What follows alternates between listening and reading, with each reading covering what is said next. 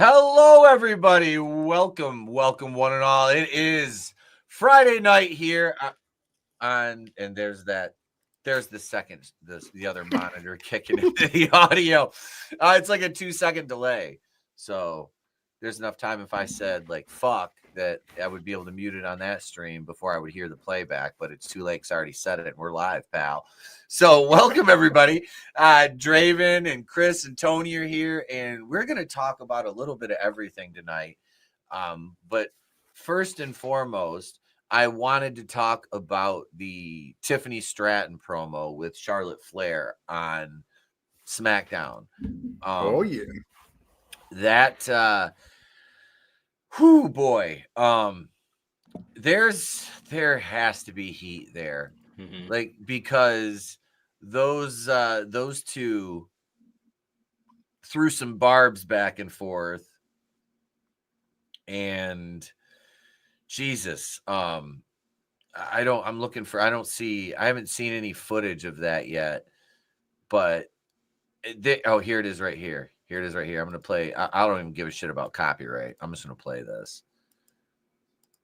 It was funny though, because I hope this is the line at the end of the. I thought it was weak on both sides. It was a pretty weak promo all around, in my opinion.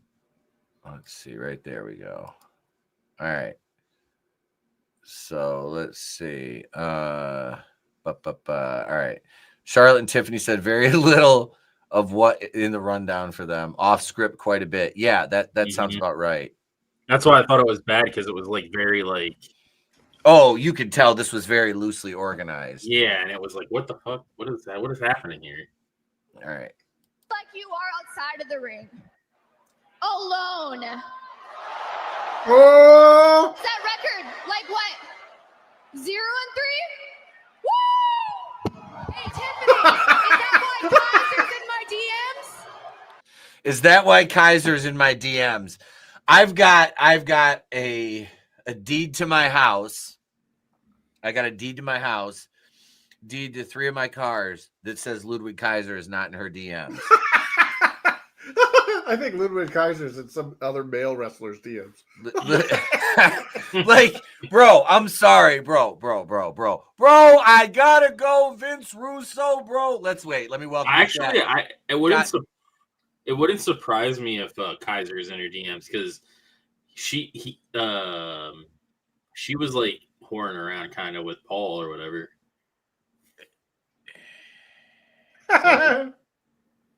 God damn it, Draven. It surprised me. Look, man, what up, Godzillionaire? Hey. What up, Instant Regret? And my man, what up, Killer Pizza, bro? Have fun at Astronomicon tomorrow, bro. Have a fucking blast. I wish I could be there. Have fun. Yeah, forgive me, I'm lit. I'm about to be, man. I'm about to eat another edible. I got a new fucking gimmick pen today. This bitch fucking hits hard. Let me tell you what. But anyway, Tiffany Stratton, Charlotte Flair. Okay, like I said, Tiffy's 25. Charlotte's what, 36, 37? Bro, the wall is the oncoming collision is gonna go, you know. And no, in all honesty though, like Ludwig, it already has. Oh, sorry. Well, she's had to have all that surgery. I mean, that she really didn't need in the first place. This is the thing. And I don't want to just dog on Charlotte for her look. I think someone's backstage. Vincenzo! What's up, man? Hey! Good to have you, buddy. I could only stay for a few minutes. I got to be up early tomorrow. But yeah, man. How's everybody doing? Good, brother. Good to see you, man. Good to see you, Vin. Good seeing you sons of bitches. What's up? Yeah. We're just talking about youth and skill versus age and jealousy. Yeah. Oh, Charlotte? Charlotte Flair and Tiffany Stratton. And Charlotte said... I thought Charlotte looked good tonight. Did you... Wait, here, Vin. Let me run this back.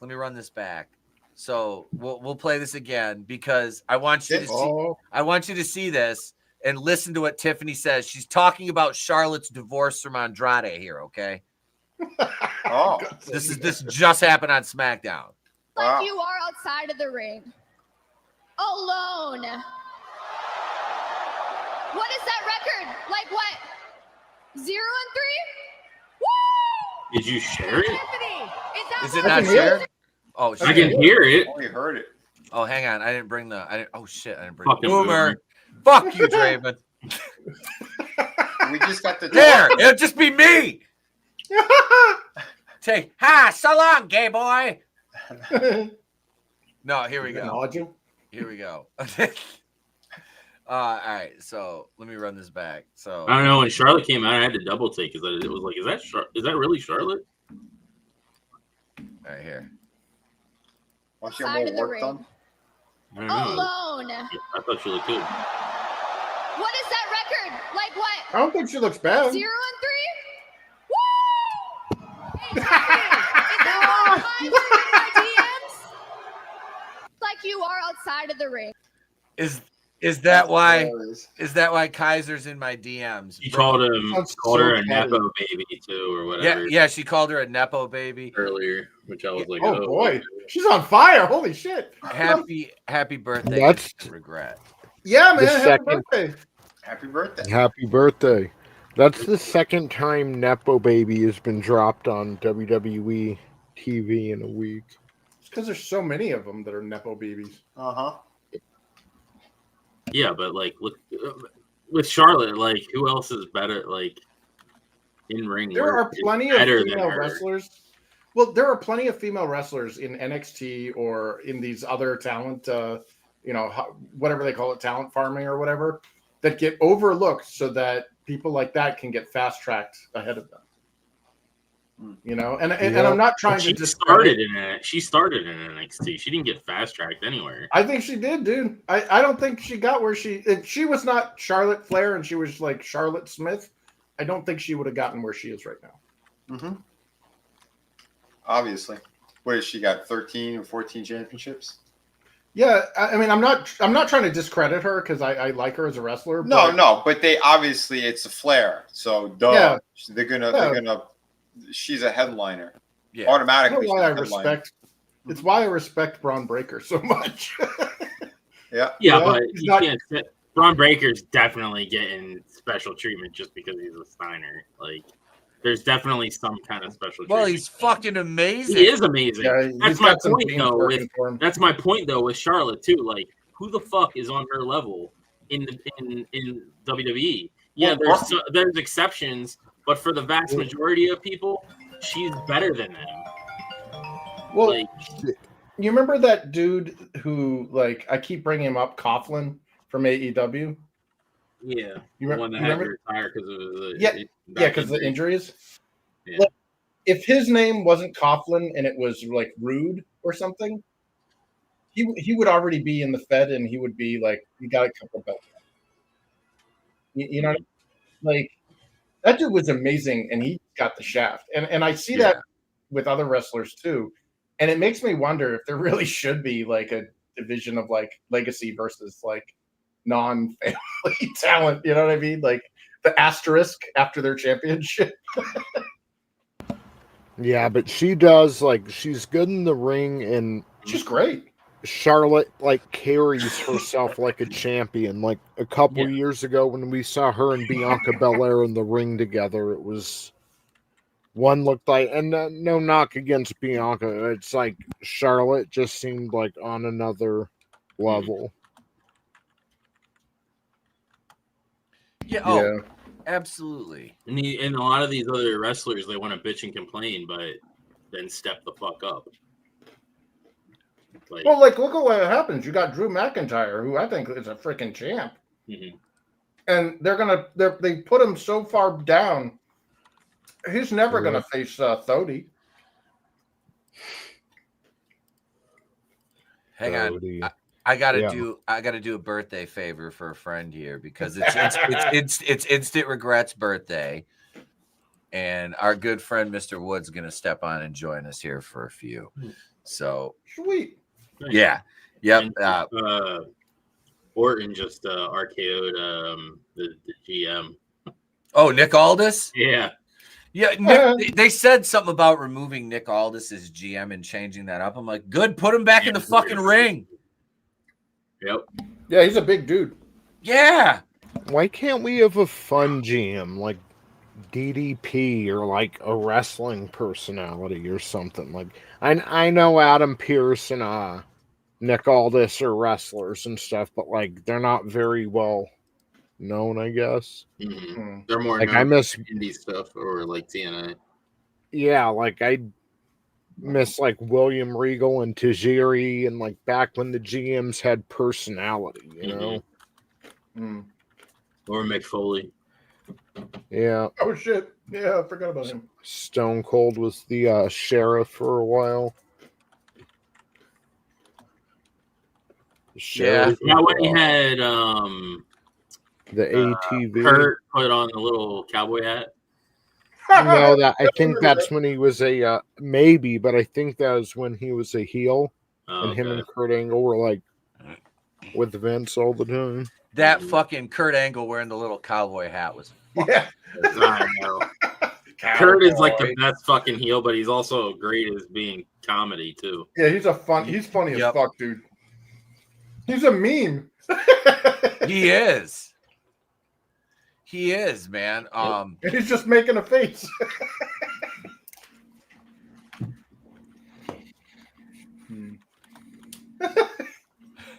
Yeah, Kurt Angle's a rare breed. Mm-hmm. Yeah, did you see Stevie Richards' rating of like safest wrestlers to work with? Mm-hmm. He put in Kurt Angle there, and he's like, that guy has to work double time to not hurt people. Because that man knows every which way, because he's a Greco-Roman wrestler, he's an Olympian, and it's like the shit that guy does. He's got to set you down super gently because he's got to work against his own instincts that he's been trained, like his reflexes and stuff when he was a wrestler. He's got to turn those off. So that within itself is a challenge. Yeah. And he also listed, was it Raven and I want to say it was Scott Steiner as like dangerous wrestlers. Dude, I can see that. We'll get to we'll talk about that in a second. What up, Wood? Happy birthday, bro! Woohoo! Man, gentlemen, my brother. Hey, happy what's up? birthday. Happy you're birthday. supposed to sleep in a tiny. Thank you very much. You're supposed to sleep in a tiny cabin, but there's like torrential flooding on the way there. It's 3.5 hours away, so we're like, fuck that. And we messaged the probably fucking AI receptionist, and we're like, it's kind of like life-threatening shit, like 10 inches of water, like torrential downpour and shit. It won't be long. They basically told us, well, you're fucked out of $330. So I've just been sitting here. I'm sitting here getting lit. I did a little live stream on my end, and I saw you guys were online, so I said, dude, I would love a nightcap with the Horsemen. So let's, cheers, guys. Salute. Cheers, buddy. Mazel tov. Yeah. What are we talking about? I didn't watch SmackDown. Did it suck? I watched a little bit of it. We were talking about the Tiffany and Charlotte promo, and we kind of got into like we were just talking about workers who were unsafe in the ring, which is funny that Raven's name came up because I just watched Raven versus Bam Bam versus Hack from Uncensored was it 2000? Oh, damn. I want to say it was 2000. I remember the match. I don't remember what year. It was 2000 or 99, and they were going back and forth between that and Nitro from just before Halloween Havoc 95 on that YouTube WCW channel last night. So I laid in bed and I looked for leather pants. That sounds very gay. I know. Let me explain. It's strictly a comfort thing. With the size of my massive cock, I need strong material to support that much in the leather assholes chaps. So I got chaps, so I can just let it. No. Well, gentlemen, it's been fun. I'm gonna go take a nap. Same. I don't need those visuals. I gotta get to sleep anyway. So. Godspeed, Spider-Man. That's all you're seeing now, dude. Have a good night, Vinny. See you, Vinny. Have a great time at the con this weekend, brother. Yeah, take dude. care. Yeah. I hope it goes well. Fingers crossed. Yes, sir. Absolutely, man. bro. All right, take guys. care, man. I catch you later. Have a good one, man. All right, bro. Bye. But no, I'm buying new wrestling gear. So because I need to update. I've got the baggies. You guys have seen the ones I wrestle in, and I don't like them. They don't go with the ebb and flow of my gimmick anymore. It's kind of evolved past that. So I'm like, I was just gonna do until I got my permanent ones. I was gonna wrestle in, like, I have an old pair of black dress pants that are still like perfect. I've wrestled in them before. I'm like, I'll work in these, and then I'm like, no, I was like, I wear a leather coat to the ring. I'm like, my boots are black and white. I'm like, I want to get like a cut. You know what I mean? Like a biker vest. So I'm like, I don't want to. I'm looking at prices. I'm like, fuck, but I have now.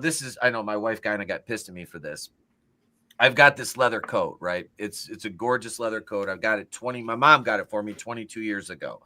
And I'm like, it's got some wear on it. It's still a beautiful coat, but it's got some years on it. It's had a lot of drinks spilled on it in different bars. It smells like strippers and a lot of drugs. And so I'm like, but I've had it forever. And I'm like, fuck. I'm like, what if? I'm like, I wonder if we could turn this into a vest. So I'm like, I can't do this shit. So I'm like, who do I know that makes costumes and props? Oh, wait, let me message Jared.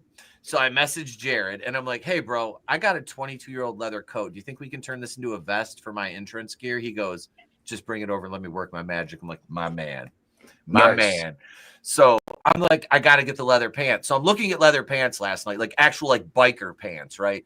Which ranged, like, from what I found, from about $85 to like $500. Which I'm not spending $500 on it. I'm just telling you the price range. I'm looking to spend the least amount possible. Boy. That's what we're frugal. I don't want to spend too much on leather pants. He gets a rip in his crotch. Right? So, I actually read reviews for like 20 to 25 pairs of leather pants and went through ratings and all this shit on them. And I'm like, dude, and then I looked at the pros and cons of it. And I'm like, working in leather pants, like working a 10 to 15 minute match in an actual pair of leather fucking pants with a singlet underneath that and my drawers. I'm like, sweating your balls off, dude. And you have some hard-boiled eggs there. Do you know how fucking nice and snug, how heavy those fuckers would be? Oh yeah. I'm like, So that could be a match, mixed in, dude. That could be a match. Like, not only is it an Iron Man match, but the opponents have to wear leather pants. Hot leather pant match. Gay. Roman and Fatu in a last man standing match. Yeah, the referee just comes out. Salam, gay boys. But Asian guy pops out of a trunk. Jesus Christ. So speaking of Raven, I watched the interview with Bischoff and Vampiro. That was pretty fucking good.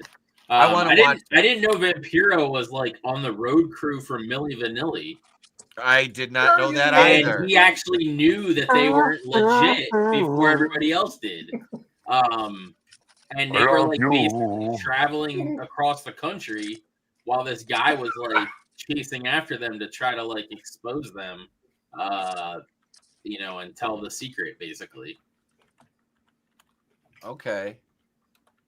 Well, did that documentary talk about like Raven's decline?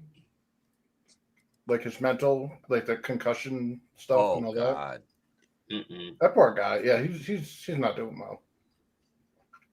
Well, yeah, he took a lot of dude. There was so many unprotected chair shots and weapon shots to the head in that fucking match. Hang on, I'll send you a picture of the ones I got here. The fucking even flow DDT was just so smooth, dude. Yeah, and that's.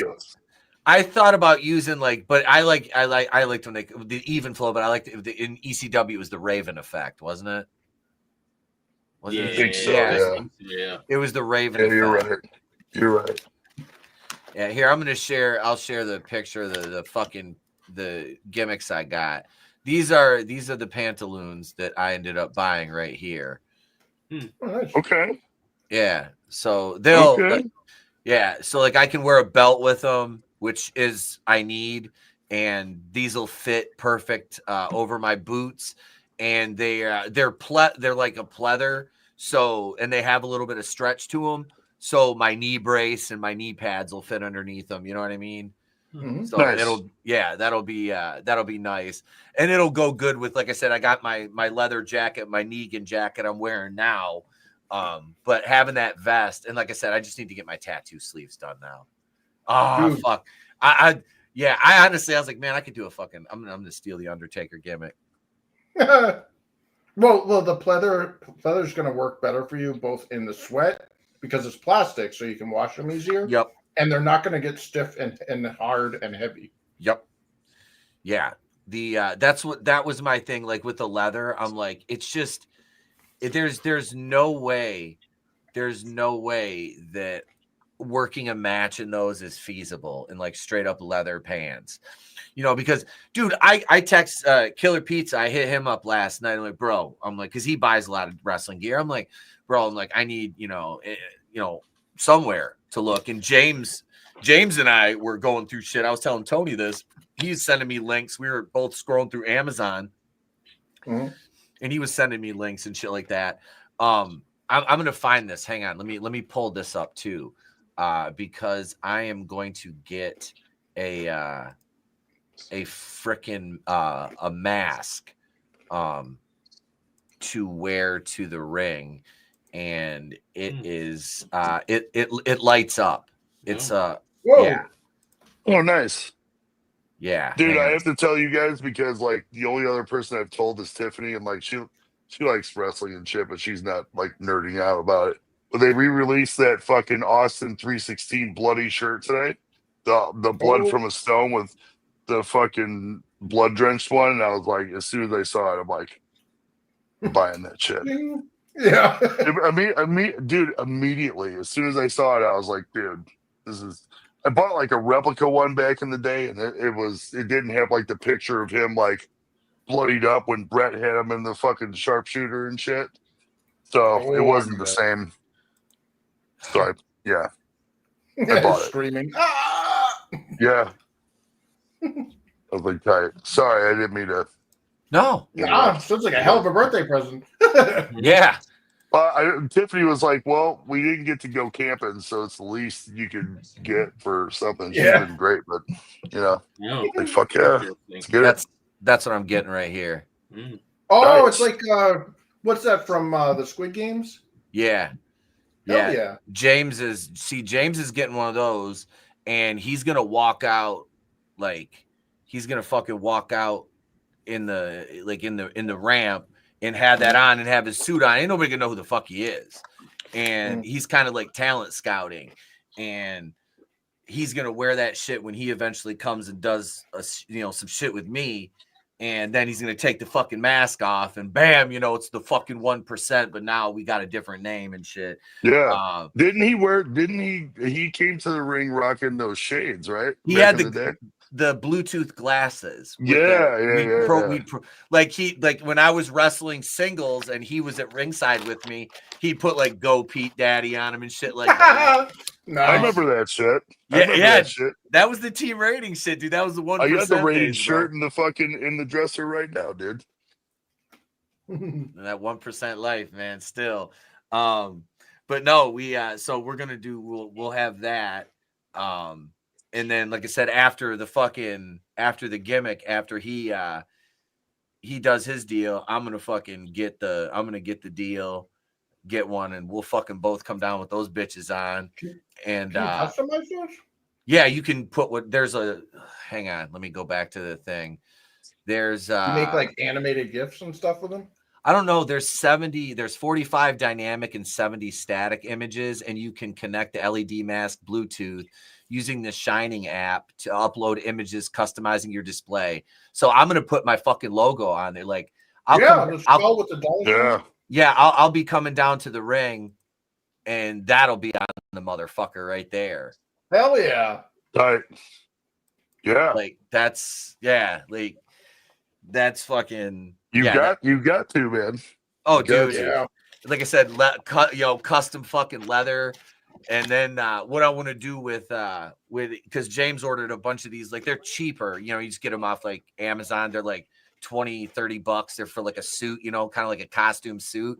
He got a bunch of like dope ass looking suits. They're like white with like flames, like black flames and shit. Like we'll get like matching ones, shit like that. Like, oh yeah. This is gonna be we're about to we even joked around, and I shouldn't say this too loud, but I always have 2 team rating shirts in my bag. Actually 3. I'm not gonna lie, I have 3 team rating shirts in my bag.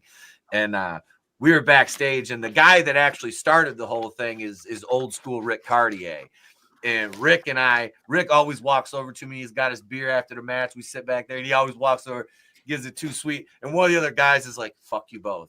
He's like, "I fucking hate you. I hate your team ratings." He was back with us in the other promotion, you know. So I pulled the shirt out. Rick's like, "I still got mine." I'm like, "I know the other boys have got theirs." Rick's like, "We could run it back."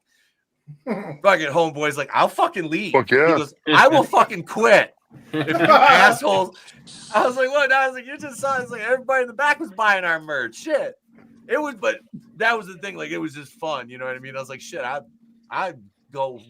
run that shit back any day, any day." 1% all day, baby. Any day. They were like, "Hey, I go to an event, I gotta have a fucking poster board. And all it's gonna say is fucking 1%, just big lit. You guys want to get the band font. Get the fucking band back together. All right, fucking let's fucking do it. Let's fucking do it. That would, yeah. Oh boy, we had a goddamn blast with that. We got time. We got time. Yeah, Godzilla. I'm gonna let it cook. Let it cook. Well, and I don't want to say, like I said, that's just where I'm hypothesizing and pontificating, and a lot of that is hyperbolic.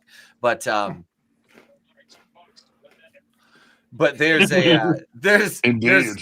another, and I'm not going to talk about this, but there's another big angle coming up that I'm about to be a part of that I'm so fucking stoked about.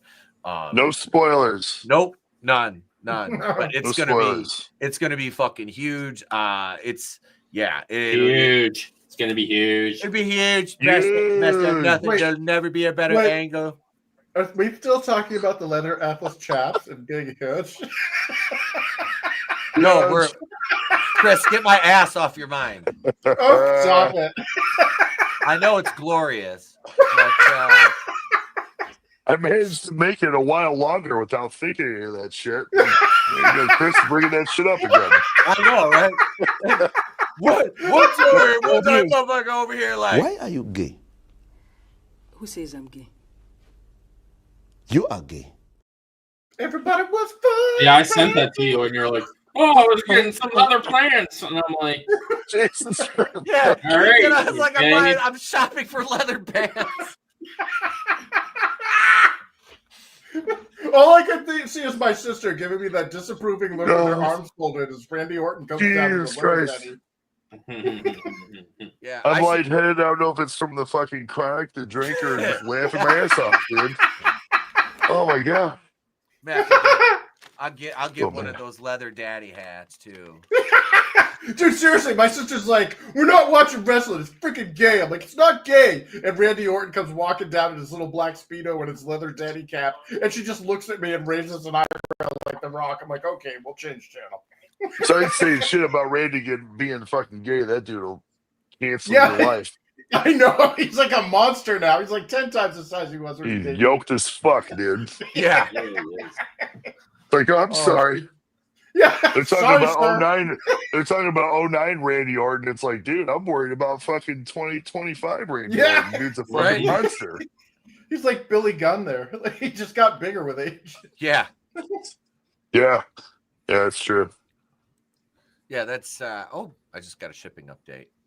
Oh god damn! His gay pants coming in. Yes, my pants will be here tomorrow. Space pants. The gay pants are coming, Draven. I'll be shooting a promo tomorrow in them motherfuckers, man. Yeah, no, Trey will be like, "Dad." And he turns around and they're assless, and he's shaking his ass from the camera. No, I didn't buy him off Chris is back there with the fucking camera going like this.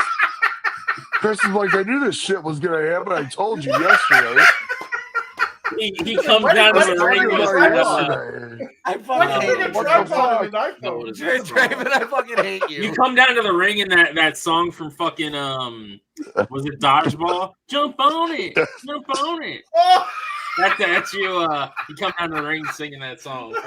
Night Well, we vision, got the night leather vision, submission. scopes and shit. Call me Big Daddy when you back that ass up. I don't know. Oh no! I'll come Dude, down. fucking I'll do the Tessa Blanchard pose, but I'll fucking back it up and I'll twerk. night vision and shit. God damn. Oh God. I was gonna do that when I did my first entrance at the Dark Show. I was gonna come out and do the fucking Peter Parker emo Spider-Man dance, and I was like, I can't do this. I was Dude. like, I can't. What if you had the you assless coming down to chaps the ring? and I danced to the have this ring? song. No, dude. If you had the assless, Yeah, wrestling's Jesus not Christ. gay. Oh my God. no, you run to the ring and you've got assless chaps on, and you're like that black dude that tripped and fell under the ring. Titus And it's just O'Neil. you're Titus Titus. O'Neil. It's just your legs and butt cheeks. Poor bastard. Oh damn, those people getting cooked. Yeah. This is Sugar Hill Gang. This is you coming down to the ring in your assless chaps.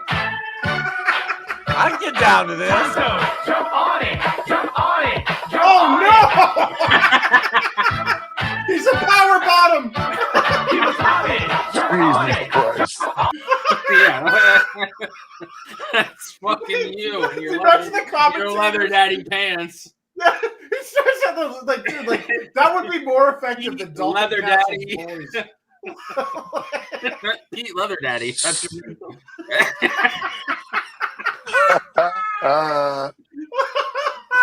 You get the whole. God damn it, Draven.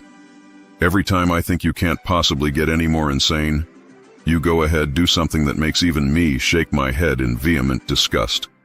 okay, Pete Leather Daddy Dollar. That's fine.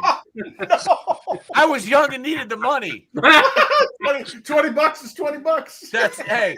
What did George Carlin say? He has the I'll take a Indian shot to the headdress and back. everything when he comes down. I'll take a shot to the back of the throat if it'll give me a couple 100 miles across the country. That's the rules of the road, boys. It's George Carlin. He couldn't have been wrong, right? Fucking genius. Oh shit! I got Holy a booking shit, to get dude. to. I don't even know where the fuck I'm at right now, dude. Like, I laughed so hard, I feel like I fucking huffed a nitrous blue with the whoops at the fucking fish lot. Oh. So let's see what else happened on SmackDown. I don't know. Or scored 7 years ago. I don't know. Strowman and Charlotte.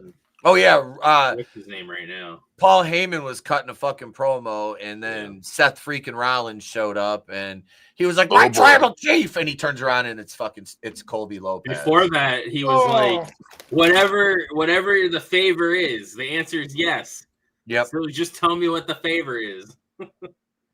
He's he like- can fucking get whatever he wants now.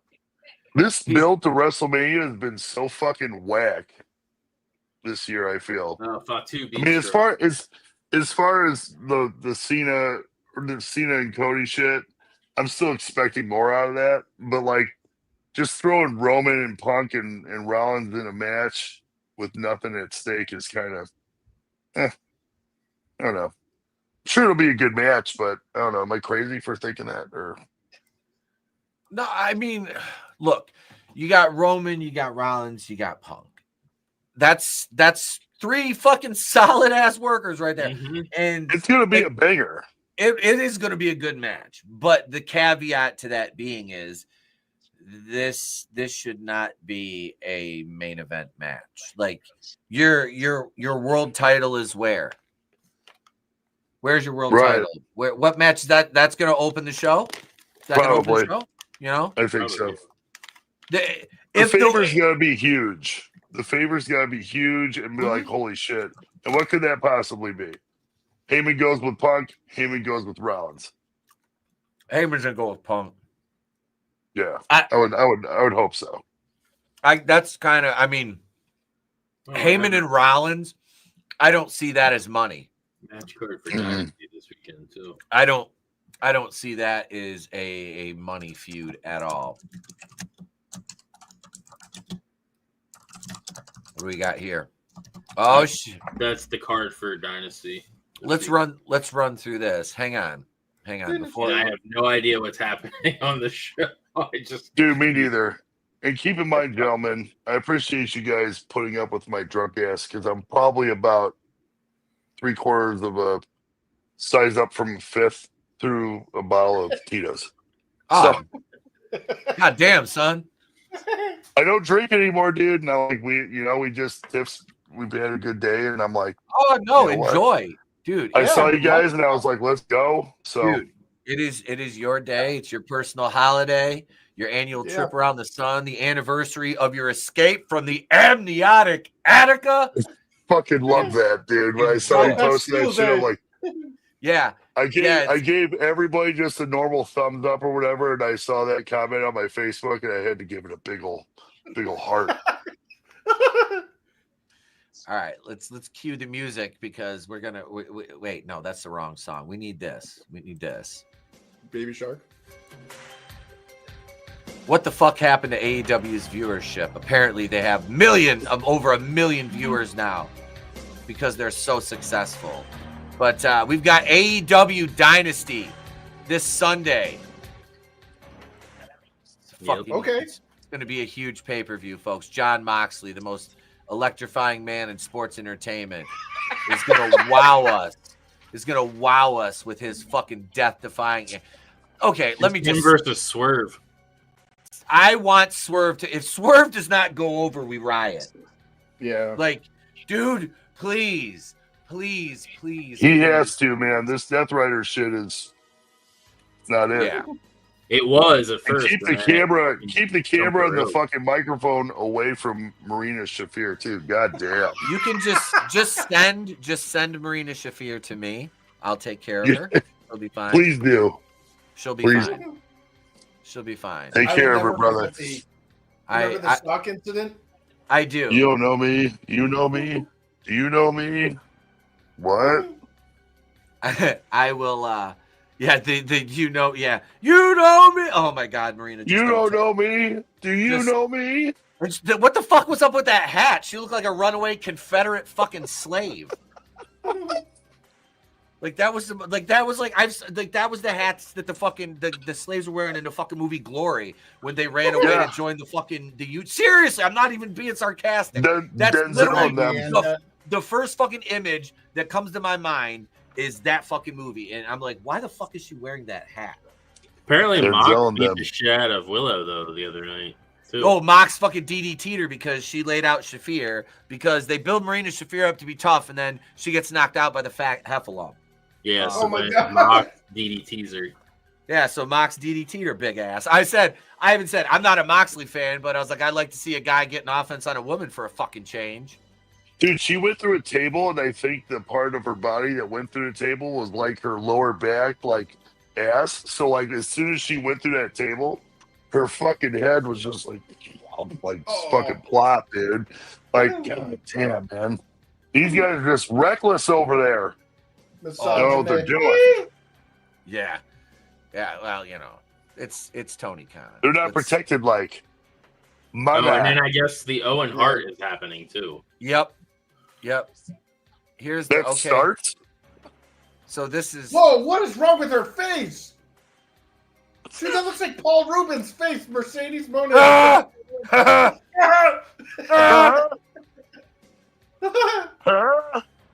No, seriously, is that like a? Did they fuck that? No, large Marge sent you. Yeah. I just cannot stand Mercedes Monet, dude. No. Every fiber of my fucking being just can't stand her. And when she went with the AEW, I honestly breathed a sigh of relief that I don't have to fucking watch her every week. Because I don't watch AEW every fucking week. I hardly watch AEW. And I hate Mercedes so much that the fact that she's on that program makes me not want to watch it even more.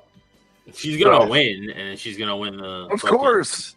The fucking. Yeah, She's got creative. She's got creative over everything, dude. Like she's gonna have she's gonna be covered in 10 titles before she fucking loses one, dude.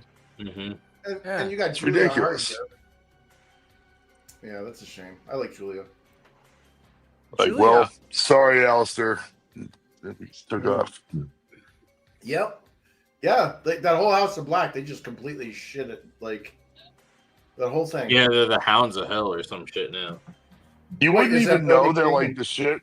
Yeah, it's Brody and Buddy and Julia, but it's every year when people thought that fucking Tommy End was gonna jump ship, he's like, it's not true, it's not true. And then you just sit for another year and not do shit, and he would wrestle in trios matches and all that shit, and then next year he's up. So I just hope that they do. I like Tommy End, dude. I fucking, So hopefully something good happens with it. We got kind of breaking here on Twitter. This is about an hour ago. Vince Russo said, "Freaking embarrassing. The live crowd is clearly not booing. Production is giving Charlotte the Dom treatment." Vince Russo saying that those boos were piped in. Oh shit! I'm not going to discredit Vince. He might be right. I need to rewatch that. We need a fucking Charlotte is better. This message needs to be under a review. Yeah, I don't know. I don't know if I believe that. What has fucking Tiffy done since she's had the title? She's dominated the fucking. She's division, done Draven. nothing. She's dominated Where the were division, they- Draven. Just because she's the ass doesn't mean she's good. Yes, it does, They were Draven. fucking- Doesn't. Look at me. Terrible. I'm Draven. I like Charlotte Flair.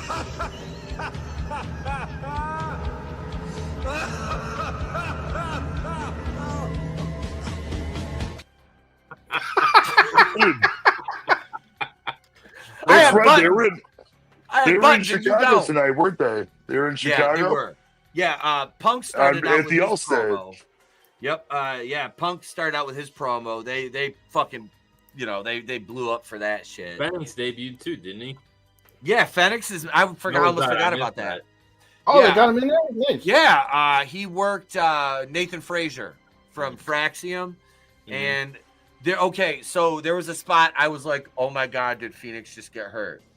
Because, Frazier was doing a dive to the outside, and he caught it was through the ropes, and he caught his fucking foot on the rope, and he fell short, and it looked like he landed on Fenix's left knee.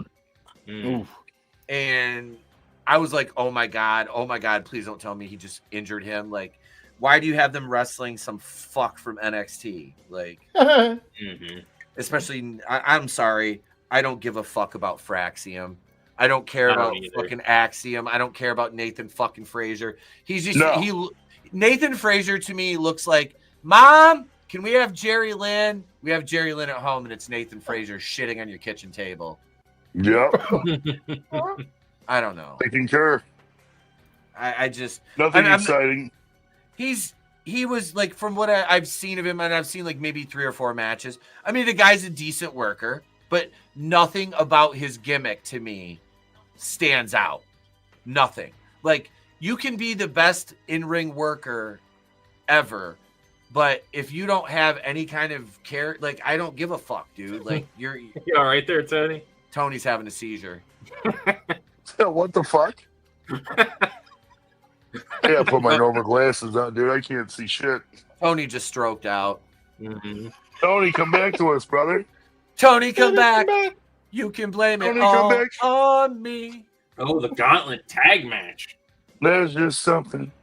Just can't live Oh without man, you. Fenix gets to fight Birdo next week. Wow. Birdo? Like Oh the my- Mario Brothers character? Birdo. No, He's Birdo. shooting fucking eggs at him. Not Birdo. Birdo. Roberto. All right. Oh, okay. So we got I Mercedes. didn't even know what happened, and I saw Fenix had gear on the fucking shop. I was like, oh, he must have debuted. Who the fuck I is have no idea who Kevin Knight is. Who the fuck is Kevin Knight? No idea. Is that Jordan Knight from the New Kids on the Oh, Block? that might be what's your name? That might be Soraya's brother. One of Soraya's brothers. Okay. Dowdy. Soraya FTR versus Death Riders for the belts, trios belts. That'll be good. Yeah, the Death Riders are going over. I don't know. I think Death Riders FTR retain. will be over. Exactly. I think FTR will win that. Okay, all right. I have to ask because I know, like, I've heard like James mention him and shit. I don't know what the fucking big deal is with Speedball Mike Bailey. Would somebody please like tell me what the big deal is with this guy? Like, I don't get it with him. He does flips and shit, man. I don't know anything about him, but I will tell you that Kenny Omega is going to retain and pin Ricochet. No, he's going to because this fucking Mike Bailey guy is obviously like Pete said, he's obviously there's some kind of like huge deal with him, and I personally I'm not afraid to admit that I don't know what it is. Yeah, I don't know anything about him. I've only seen a couple clips. Mm-hmm. I don't get the hype. I mean, yeah, he does flips, but he's like generic looking to me. You know what I mean? Like, he just looks generic. Ricochet need that pin for sure. And that's the thing is Ricochet's doing the best work of his career right now. Mm-hmm. Like, well, it's not good enough, Ricochet. Trevor, who's winning it? What is the predictions for you? Omega. Is that who Omega?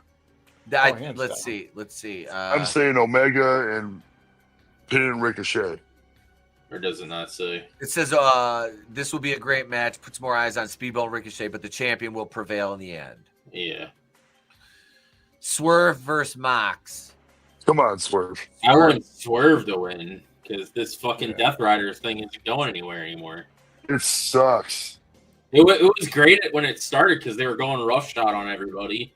And they were like, we're here to fucking burn this place to the ground and fucking have it rebirth it basically in our image. And then they get jacked and shit. Yeah, they really didn't do anything with that. No. Let's see, what do they say? Giving us a fresh champion would put Swerve back on top and give the Death Riders a chance to regroup and figure out what the stable needs to be. They don't need to be anything. If they want to be anything, they need to get rid of Megan Bayne. Oh my God. Mm-hmm. Good Lord Almighty. I think Storm retains. I was looking at my phone for a second and I was just like, what? Who? This match right now I'm telling you, this is a bad fucking idea. Well, they rushed to this feud. Yep. Like, let it build. Have her fight a bunch of other people and build up for like a year.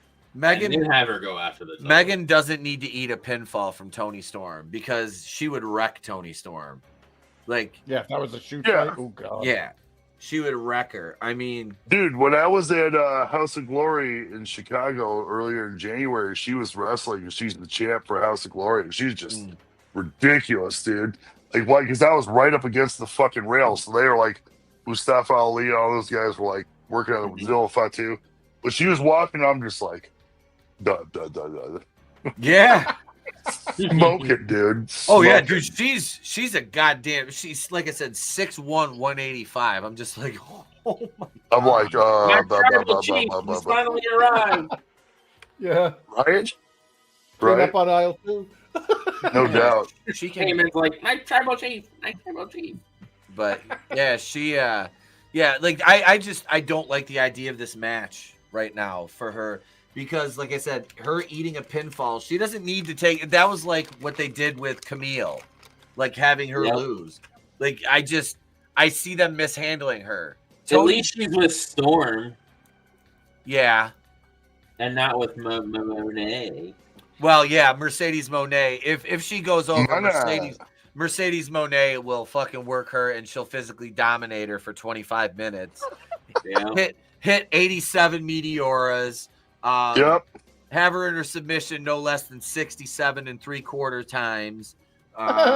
and she'll have to fucking, like I said, it'll be a fucking squash match, but it'll last 25 minutes of just Mercedes doing all her shit. Yep. Yeah. To show how powerful she is. We're getting Tribal Chief to the end of the show, it looks like. Okay. Whatever promo, I don't know what he's going to say. Oh, Jesus fucking Christ. This is fucking dumb, too. The fact that he's ROH dude. champion for a second time is fucking dumb. Hey, he's got to lose that fucking... Dude, they can't take that mask off fucking Bandito. They just spent all that money on Bandito. It's not for the mask, though. It's for the belt. Oh, no. Title versus mask. Oh, shit. Yeah. Yeah. Oh, He Bandito's loses winning. And Bandito's winning. You think they're gonna put Bandito over for the Yeah, world, I think the so. ROH, the ROH world? Good for him. It needs to come off Jericho. It really does. This learning tree shit has run its course like 6 months ago, dude. Mm-hmm. Yeah. It's over. Get it off him. Yeah. Get him up. Get him out. Let's see. Back up. Get him up. Get him the fuck out. Scroll up real quick. Is that Grace Randolph? Well, shit. Well. Wait, hang on a second. Do we have a brand with? I bet you I have a brand with Grace Randolph on it just for you, Tony. Yes, my Tribal Chief. There's got to be a fucking. Are you kidding me? Yes, There's no my Grace Tribal Randolph Chief. yet? Yeah, here it is. Well, that's not the case here. Ah, Yes, my Tribal Chief. I thought you said cripple chief. My Cripple Chief. What are you, gay? I'm not going. You cannot even say that to anybody anymore, Mr. Leather Daddy Pants. Yes, stop it. I think that's Leather just Daddy projected. Pants. Yeah, Mr. Leather. Somebody's gonna ruin that. Pete Leather Daddy Dollar. Paging Dr. Faggot. Dr. Faggot. I should go. That's a good idea, Dr. Faggot. Yeah, exactly. Ah, That's exactly it. I forgot all about that shit. I have not played that clip in fucking probably 3 years. Dude, that shit's fucking hilarious. Yes. Oh my You god. should edit that. No, I shouldn't. That movie is Leave a time it. capsule. But It yeah, is. they're saying Bandito is going to win this, which I hope he does. Yeah. He should. Hurt He should. Syndicate's winning this. Oh, Hurt Syndicate's going over all day. Without a doubt. Yeah. Creighton Duke's eating the pinfall. Yeah, and then he's gonna go after teleporting Jason that while he's looking for the Necronomicon to put an end to him. Teleporting Jason. Oh, show me. He didn't just say that. Because that's what Creighton Duke does. He's gonna teach you today. You didn't just say that. You're gonna learn this. Nope. Yep. You didn't just say that. Nope. Yep. You're not. Nope. Yep. Where's my Captain America? I can do this all day, Gav. I don't think I will. I have that one too somewhere. Let's see what else we got. But other than the Hurt Syndicate. Oh, go ahead, Chris. Go ahead. I'm sorry, brother. I was just gonna say, what's his face there on the left? His neck is like Bob Lashley's neck is bigger than Creighton Duke's torso.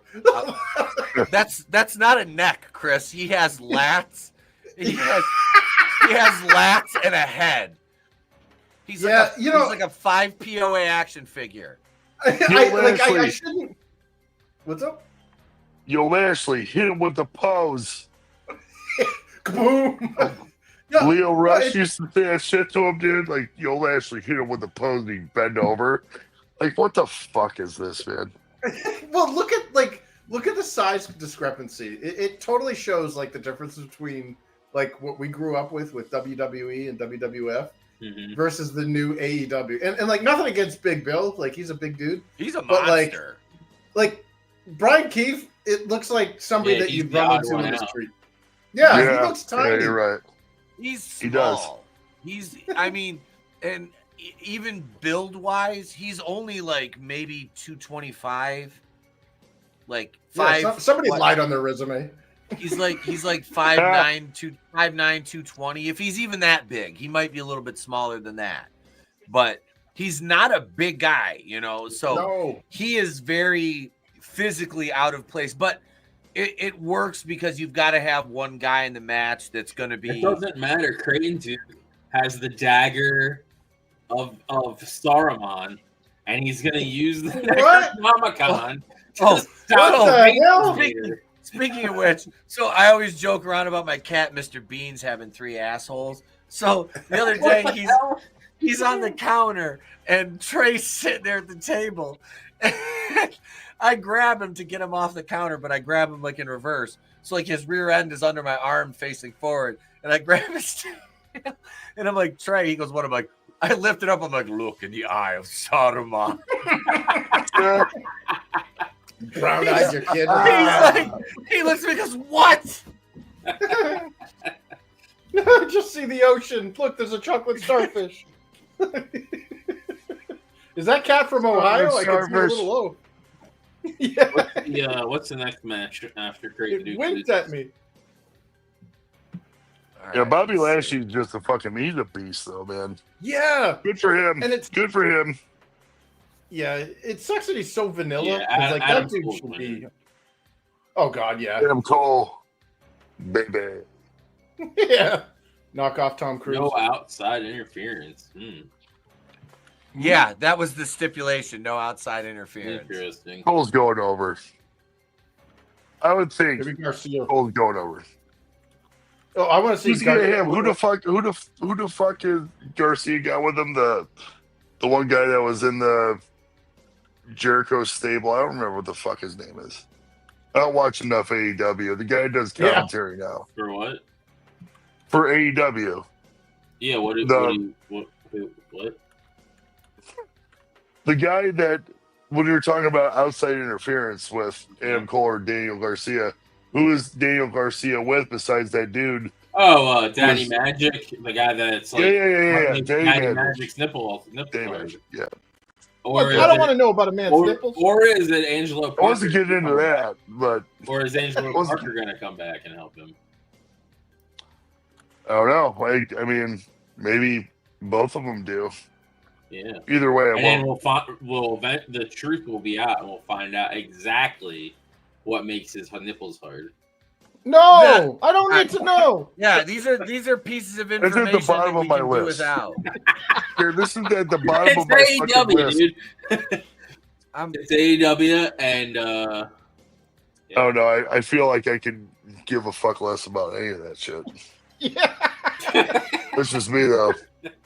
This is Draven We're talking right now. about tight pleather fucking trying to pants say and that- hard nipples and shit. Like, what the fuck? speaking of ratings and stuff, because you mentioned that a little bit ago, they're trying I've to been say toasted this entire time, and that Dynamite and stuff is getting 1 million with streaming, with streaming numbers. Yeah, with their streaming numbers, they're, Yeah. they're breaking in. I call bullshit. No, because Bullshit. you're not getting true reporting on that. No, I don't believe that for a second. because they got 500,000 this past week on Dynamite. Mm-hmm. That's like Rampage numbers almost. Yeah, What the fuck? That's absolutely fucking horrible, dude. I love that the entire time this segment's been going, we've had unsolved mysteries playing. Yeah. Booka, booka, booka. Hard nipples. Booka, booka, booka. Wait, we can Pleather pants, hard nipples, pleather pants, assless chips. Robert Stack is saying those words. Robert Stack. Robert Somewhere Stack, out there. assless chips. They are still on the loose. Sleep on your stomach and tape your butt crack shut. I'd like to officially announce that this is the most wasted I've ever been on this podcast. And I apologize, but I don't apologize at the same time. no need for I'm apologies. having a great time. With all this talk of hard nipples and fucking ass to Assless What's the next match? What's that, What's the Draven? next match? Next match. That's Oh, that's it. That's That's it. it? That's Adam it. Cole. Isn't there a list? Hang on. Let me scroll back up here through the fucking litany of I ads. don't know. We went through it all. Huh. Yeah, we did. Litany of ads. Wow. Yeah, that's the fucking card thus far. That's a short card. Look, that's not bad though. If it's that short of a fucking card, let's be honest. 9 matches. Yeah, AEW pay-per-views is usually 75,000. How many matches? 9. 9. And then whatever's 9? on the pre-show. Whatever's on the pre-show. 9, 9, 9, 9. Which is usually like 9, 9, 9. 9. Yeah, Punk's coming out. We're gonna get his whatever his favor is. I think Tonight? I think so. No shit. Yeah, I'm itching to know. I don't have USA, so I don't watch it. I watch on Netflix for Raw. So they're charging what, $50 For what? pay-per-view? Pay-per-view? Yeah, I got this and the last one in a package deal for like $80. So save a little money. Not much, but save a little. God damn, man, I'm glad I didn't go to the fucking Minecraft movie tonight. So like I follow our local theater on Facebook, and the general manager had to make a post because there was a horrible group of like young preteens that were there tonight and disrupted the entire theater. Oh, come on. Yeah. The fucking Minecraft movie? Yeah, so they had... Was his name Detron or Demetrius DeMarcus? Or... Not in this town. Oh. What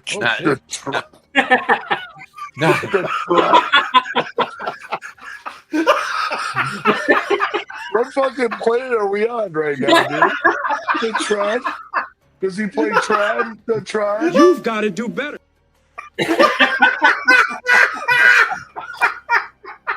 Not in this town. Wait a second. Wait. Does the Tron do the robot? Like, Jesus. Oh my god, dude. I'm just done. burning, doing the Patron dance. The part will be played by Boogaloo Shrimp. Like... Jesus Christ. Shit.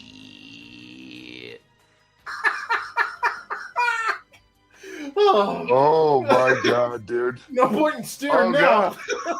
Dude, I can't. See, manliness knows. He knows exactly where I was going. Man, that's Detron. This is a test of fucking fortitude right now, man. I'm like laughing so hard. I don't know if it's just being out of shape or the substances. I'm laughing so hard, dude. Oh, what a great feeling. What a great feeling. Yeah. Where it's at. So apparently it wasn't, and I'm not going to share the post because I don't want the names and stuff, but it was like 16 and 17-year-olds. Going to see a children's film? Yeah. No. They said that they were recording the screen openly with their phones. Oh, shit. Yeah. Like, they kicked a bunch of them out, which is good. They need to, because, and I've showed you guys footage of the inside of that theater, and like I said, I gotta talk to Adam, who's the general manager, about getting. He said I could shoot anything I want in there. Man, give me a tour around the entire theater because it was opened in 1946 or 7. Like, they still display a poster, an original poster for Blazing Saddles on the front of the theater. Hell yeah. Because they showed it there. I mean, this place it's a historic fucking theater. It's beautiful. Like I said, you've seen all the taxidermy and stuff inside of it. It's fucking, it's special. Like, that's the thing about like the town, like I said, where I live, there's maybe like 7,000-8,000 people here. His favorite is Paul Heyman is in Punk's corner. Really? Yeah. So that's the favor. He's in Punk's corner. It's his friend, and you're wise. He's like my friend, and your wise man will be in my corner. And he already said yes to whatever it was. Wait, we're talking about a theater, and all of a sudden we're talking about a Jewish guy? What's going on? No. I tapped a kidney, and I just fucking heard that when I was walking back in. Like, holy shit. So he's what? He's in his corner because he's his friend. How did Roman react? Yeah, He's responding now. Is he beating on? Okay. Is he beating on He's CM Punk? He laughed. He's like, he loves me, right? Oh my god. Wait, we were talking about like assless chaps and stuff. Is this He loves it. Wait. Wait, those assless chaps. Hello, I'm Etep Pachiti from Butt Culture Wrestling, and tonight we're going to discuss two strapping young lads fighting, beefing, slapping meat over an overweight Jewish man. He's mine. It's that Michael Jackson song. The Wait. Jew is mine. No. It's Brandy and Monica. The Jew is mine. You can't turn I'm it down. sorry You already if said he you would. seem to be confused. The Jew is mine. Oh, dude! Like this is what AI was for. I want a remix of the boys. Paul Heyman's crying. It's The Jew is Mine with CM Punk and Roman Reigns singing as Brandy and Monica to Paul Heyman. Like, that is the AI video that we need right now in our life. That's what we need. Not to derail it, but Monica in that video, goddamn, that red dress. Ooh. Oh, dude. Yeah. I always thought, Brandy looks like the Little Mermaid chick. Haley Steinfeld. She's got like the big eyes. She got the fish eyes. Yeah. The fish, the trout look. Yeah, like motherfucker looking over here and shit. And I say that as somebody wearing Uncle Junior from The Soprano glasses. You know what I mean? Uncle June, why'd you try it? Uncle June, why'd you try to shoot me? All right, you never had the makings of a varsity athlete. You got small hands, your father. He's got small hands, AJ. God damn it. Tone, this guy over here, he used a fucking gif earlier with the word faggot in it, Tone. We better fucking cancel him, Tone. He's a bigot fucking supporting that. Go to sleep, Christopher, you fucking queer. He just told Roman, no, I can't tell him no, my tribal chief, as he's crying. Oh, God. Dude, he's fucking great. This is good. I love it. Tony, I want back in. I had a lot of time to think. I bet you did have time to now think. Punk is attacking your Roman. Yes. Yeah. Yeah, time to think. Yeah, we did have time to reflect. Oh, he just did GTS to Roman while Seth sits and watches. Oh, of course, Seth is happy. When he's cucking out in the corner. He's in the cuck chair. Yes. Yeah. Speaking of which, if you want to join a great group on Facebook, let me get a link and I'll post it in the chat here. Hang on a second. Is there a cuck chair face group? I have a group I run. It's called OP Sits in the Cuck Chair. Is there an assless chaps Facebook page? I don't have that. But here's one of my autographed assless chaps. There's that's our group right there. OP sits in the cuck chair and pretends to be a man. Oh damn. So yeah. Yeah. That's what the favorite was. So Paul Heyman's in CM Punk's corner. What does that mean though? What does that fucking mean though? Right? You know, like that means he. I don't know what that means. Well, if he's gonna shift between Punk and Rollins, or not Rollins, Roman. Not so if he's just in his corner. That's the favor, and he already said if that's the absolute fucking be interesting, I guess. Hang on, we got somebody on the phone. Hang on a second. Hang on. God damn it! I fired John Laurinaitis' ass. You may have heard about the recent controversy surrounding myself and some hush money. That I may have aggressed a woman ruthlessly, but I am here to set the record straight. I'm Vince McMahon, dammit. And these rumors are a fabrication. It's simply not true. Why don't you ask The Rock? Why he thinks everyone's ass is made of candy. Maybe he was involved in ruthlessly aggressing the employees. Or what about my son, Shane? He even married one of our broadcasters. He's got a history. This reminds me, Vincent J. McMahon, of the steroid controversy, which was proved to be false. Now let's all move past this baseless lie and focus on Pride Month. We here at WWE are an ally to the community, and I've put together a presentation to show that I don't beat gays because I can't ruthlessly aggress them.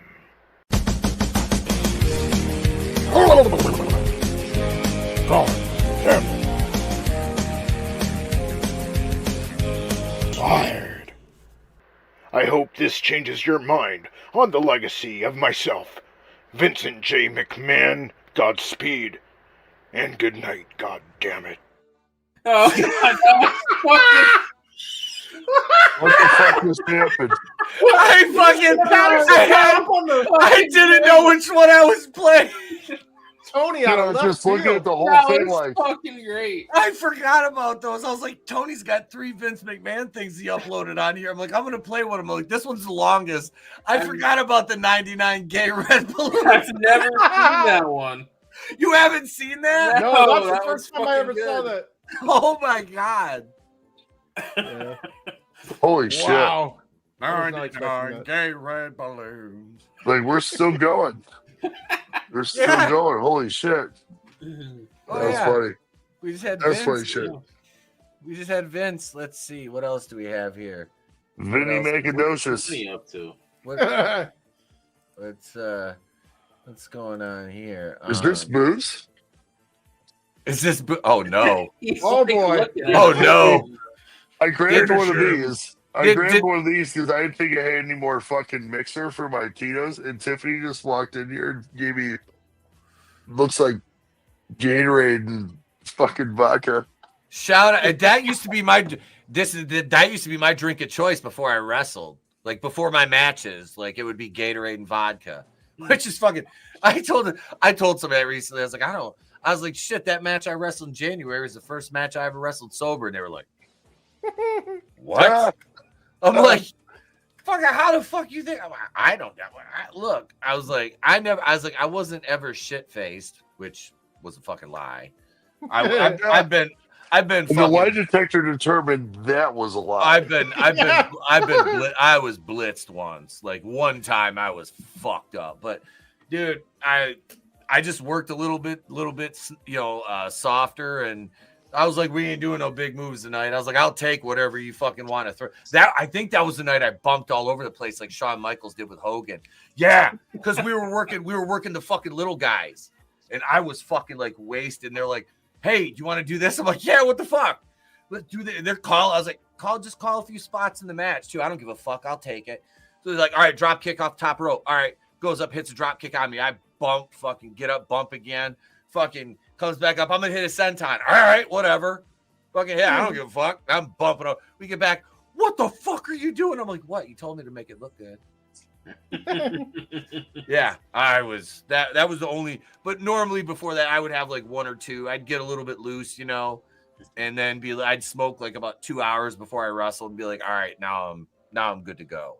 But now it's like I just drink water. I drink like water throughout the day, but I'm always nervous about like having to piss when you have your ring gear on and you have a singlet is a pain in the ass. Like, let me tell you, like Yeah, that no is. curtain show on Like, that. Oh, I'm well, no, sure. Like, well, we've got like a full locker room, like with a men's and women's bathroom, So like, and I change in Gorilla. Like I set up my shit in Gorilla with like the other guys, some of them that sit in there. But like you walk like down the hall and around a corner through like another corridor, and there's like the bathrooms. So like I was like in gear, and I had more than enough time, but I'm just like, oh my god, I have to, because like I have my leather coat on. I have to take my coat off. I have to take my fucking singlet down. It's just like, oh my god, this is a pain in the ass. So like I don't eat much on show days, to say the least. You know what I mean? Like you have to take a dump. You don't want to Andre the Giant give him the bad news Brown fart or passing gas. I did that in a practice match last week. I can't remember what move I took, and then I hit the mat. And I was like, oh, roll that beautiful bean footage. I was like, I'm gonna tag out. You just crop dusted the whole room. Let him check the pants. And since 2009, I have never done that before in the ring. Never farted once in the ring. I find it. Like, well, that one happened. I just didn't say nothing. I just no-sold it. What's that brown streak on the mat? There's motherfucking 5 other motherfuckers in here. I'm no-selling this. Like, ain't nobody said anything. Got it. Nobody said anything. Fuck it. I ain't saying a goddamn thing. We're not even going to ignore, because it happened as soon as I bumped. So like the noise was definitely covered, by my big ass taking a bump. So it was fine. But no, I know I was bummed I couldn't go to training the other night because I wanted to take Trey, but we had that big ass fucking ice storm. Yeah. God, dude, the weather is so fucked right now, dude. Like 2 weeks in a row, I've had to deal with tornadic fucking bullshit.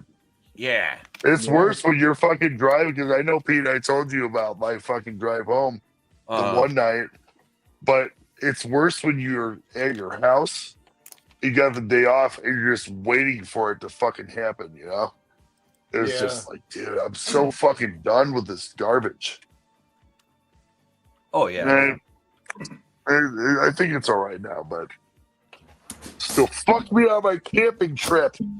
Yeah, that sucks. I know, because Monday you'd mentioned that, and you were, all excited for it. So. Yeah, man. I mean, I knew it was gonna rain both days, but we were gonna still go at least one day and, chill and shit. But it's a lot more fucking safe to not drive through 10 inches of fucking standing water, you know. And yeah, it's better. Discretion is the better part of valor. Oh, amen. As it were. That wasn't the case what happened here.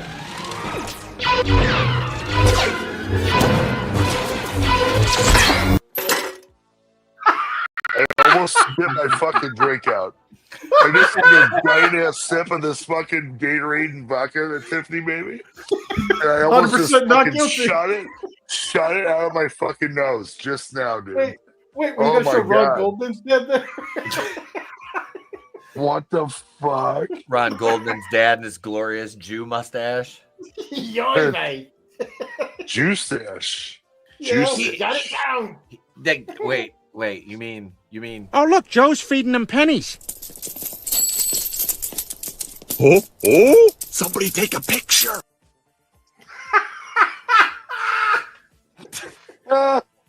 Do you have the one where they throw the retarded horse through the pharmacy window and he's like, never again? No. I gotta get the one where Peter goes to assassinate Fievel, though. Yeah, the communist mouse. Fievel Moskowitz. What the hell? What? You've never seen that? No, I love Fievel Goes West. Yeah, Peter kills. Yeah, he's a communist mouse that the that Stewie's babysitter has get whacked. What was funny was when they had oh God, who was it? Randy, when he killed Winnie the Pooh.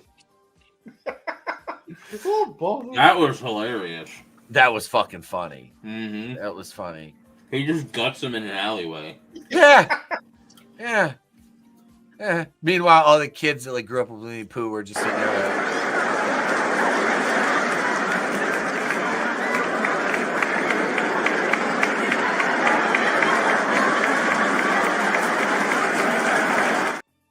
Yep. That's like seeing Winnie the Pooh in a horror movie. Oh, those aren't bad. I haven't watched it. I haven't watched it yet. But the second one is better. They explain why they're half whatever. Yeah, I don't know. It's just there's a whole universe of that. I know there is. I know. I want to see the Steamboat Willie one or whatever that is. Is that? I don't know if that's part of it, but the Popeye Steamboat Willie. Yeah, I want to see Bambi. Yep. They're doing Peter Pan and a couple others. They're doing a Peter Pan one too. Yep. Oh shit. Yep. Peter Pan, what? Really? I think Peter Pan's the next one coming out. I'm all right with that. What up, my sketchbook? Orale and hail, vatos locos. He says, hail, carnal. Good to see you, homie. Good to see you. Primo, El See. Primo, Supremo, Vato. Remember, homie. Gotta remember, say, La raza is not a color, Holmes. It's what's inside that counts. Get your placa, homie. I fucking love that movie, dog. Blood in, blood out. And Please tell me on the panel if you've seen Blood In, Blood Out, Bound by Honor. Oh yeah, I have to watch it. I have to watch it, dude. I've never seen it. It's a fucking. I've never seen it either. I need to watch it. It's funny. I hadn't seen it. I watched it. It was my sophomore year in high school. My buddy, one of my little Mexican buddies, Francisco, he come over to my house, chilled for the weekend with me, and he's like, "Hey," he goes, because he couldn't drive you because you want to go rent a movie. I'm like, yes. We went to the video store, and he's like, "You want to check this out?" I'm like, "Yeah." You know, it's a kind of like a Latino movie, is street gangs and redemption and stuff. So I'm like, all right. So we check it out. It's a long movie, but it is fucking fantastic. It is a fantastic movie, and that's where I love it. Shut up, white bitch! Give me some chon chon. Like that's the fucking dude. And oh my god, yeah.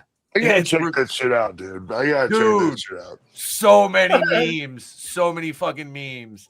The brochure said only a few. What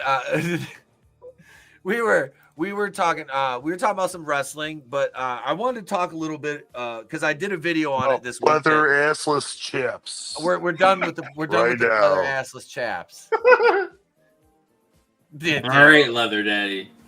Fitting rooms and night vision. It's fucking bullshit.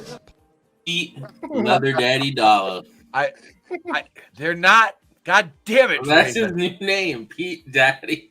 Draven and I almost got one of those fucking was the black with white handshake fucking muscle pictures going on with the leather daddy dollar, dude. Oh my god! Oh shit! Yep, I'm gonna get a T-shirt made of it. I need to. I need to get.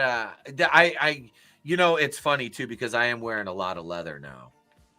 I am wearing. Rock it, my brother. My brother. Absolutely. What up, Tom? You've been working hard. You've been putting in that work and hitting the weights and doing what you gotta do. Do that shit, bro. Wear whatever the fuck you want. Work it. Turn, cover girl. Word. Turn to the left. Word. Turn to the right. Feel it twirl. Feel it twirl. Do your thing. There we go. I just did a twirl on my fucking chair. But no, I was gonna say because I mentioned about OJ, the new Naked Gun movie coming out. Yes. I've seen a trailer for that. Yeah, it looked good. I'm going to see that. I'm gonna go see it. I think it'll be good. I think it'll be good. Yeah. Yeah, I have very high hopes, and I love it. Continuation. I love in the trailer how all the cops are like, "I love you, Dad," blah blah blah, and it's like they're all laid, and there's OJ's kid, and they look at him, and he's just like, "Nope." I'm like, I'm going to see that opening night in the theater, and I'm wearing my OJ Simpson jersey when I go. I'm gonna wear my OJ jersey. Fuck yeah! I was like, what can I do for this? I'm like, I'm gonna go see this shit, and I'm gonna wear my OJ jersey when I go see it. Yes, sir. What I'm gonna do. The juice, brother. Baby. I can't wait to get my Ray Caruth jersey. The juice is loose. Yeah. Oh, that's right. That's right. You didn't buy the leather pants. That's right. Did you buy the leather pants? There's your lazy boy missing pieces of the covers. I was like, what the fuck happened? Where'd the back of the couch go? Why the fuck do your pants look like the back of the couch? I don't know. We're the same color. I liked it. They look like the when the Grinch cuts out his outfit for Christmas. That's what it looks like. That's what it looks like on the back of your couch. It's in the shape of a pair of trousers. Yes.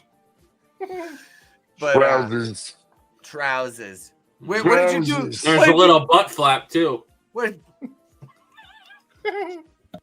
Oh my god, I'm gonna fucking murder you when you come up here for my birthday. Dude.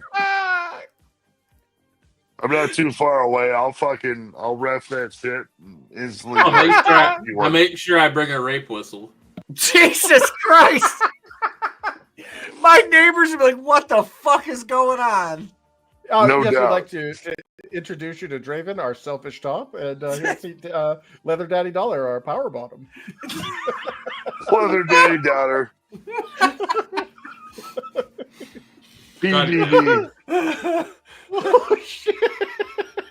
PDD is on the scene. You down with PDD? Yeah, you know me. Yeah, you know me. You know me, Zeez. Oh my God, Zeez. You down with PDD? Prance into the fucking You know ring. me, Zeez. You pranced. He's got like a basket and he's skipping and throwing flowers. Is Pete abusing a chubby Jesus vampire? Christ, dude. My God. My God, Oh, Draven shit. had a family. Pat Daddy Patterson. God damn it, manliness. Damn it, no. Don't you put that evil on me, Ricky Bobby. That shit was serious business right there. Oh my God. Shots fired. Shots Oh my fired. God. You get caught in the. You're like, damn. Caught in that Pat Back Patterson drop. sandwich. Oh. It's a hero sandwich. Jesus A H. Pat Christ. sandwich.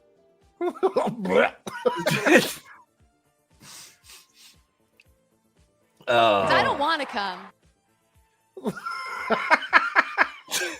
Yeah, I'm gonna have to agree with that. Oh, jeez. But you might have to. Gorgeous men like Dominic go for girls that look like me. My Oh, God. Yeah, that just scared the gay jokes. They had a Studio Ghibli version of that too. I'm awake They for do? a few more minutes. Yeah, longer. it's just a still, but there was a Studio Ghibli or whatever you Of call it. Liv Morgan's ass. Yeah. Oh goddamn! I want to see what Hayao Miyazaki thinks of Liv Morgan's ass. Probably very highly. Yeah, respect Very to her. highly. Very highly. It's like Draven's moving the card, manliness. Draven's like, Pat Patterson goes to Draven. You want to be a star, don't you, kid? Stop crying. There's no crying. I'll kick him right in the dick. Oh yeah, He's you'll like do harder. something to his nope. Oh God, I'm not the one with the assless chaps. That's like that says insert here. They're not assless Wait, what? chaps. Yeah, the little butt flap. It says insert here. Wait, what? Fucking quiz. I fucking love that. I love that more than anything on the fucking planet. It's just that, and that's what this is. Satanic black magic. Stick shit. It's amazing. Gentlemen, I am gonna egg roll. Because I'm Yeah. hammered beyond belief. But I want to thank you guys for fucking. I want to thank you guys for chilling, dude. and Happiest allowing birthday. me to chill, man. Like Yeah. I always love hopping on with you guys and shooting shit about wrestling or whatever the fuck else. So whenever you want me to hop on, I'm there. And I would have chilled a lot longer, but Tiffany gave me Gatorade and fucking Yeah, vodka. dude. So It's okay, brother. It's all right, man. You're enjoying your I'm birthday. fucking Walker. I'm Walker status, but Pete, I love you, brother. I do. Love you too, man. And Love fucking you too, bro. all you guys, man. Thank you so much. Yeah, I'll really. fucking holler at you guys. Hope for another Raw review or something. We'll do very something. soon. Yes, sir. Oh yeah. Cheers, All right, bro. guys. Cheers. Appreciate birthday, you. man. Appreciate Later. you. Thank you brother. very much. Enjoy the rest of your birthday, man. Thank you. Instant regret. I got to share something here from Manliness, Draven. This is directed to you, sir. Oh motherfucker. Oh boy. Oh Look, boy. Manliness said, "Look, my burger's just like Draven's date." Did you see that thing I sent you earlier with the Downs? I saw. I think I saw that. Let me. I'll bring it up. Yeah, pull it up. Is that like the Mongoloid Disturbed tribute band, Downs with the Sickness, where they're all like, yeah. It was like, dude, that's not even music. 99 red balloons.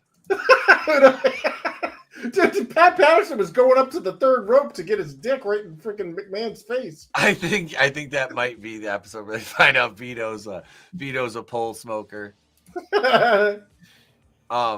So we were talking about like music and shit like that, and actually one of my good friends that I met wrestling down in Saginaw, she was the promoter's cousin. She shared a reel with me today, and it had a snippet of a remix of So What You Want as the track, and then the lyrics over it were Ready or Not by the Fugees. Oh, wait, what? I'll play it. It's if somebody can make this for me, I will start using this. It's fucking amazing. Hang on a second though. Let me pull up Draven's. Go ahead. Oh yes, I did see this. Would you be down to eat from the back? What the?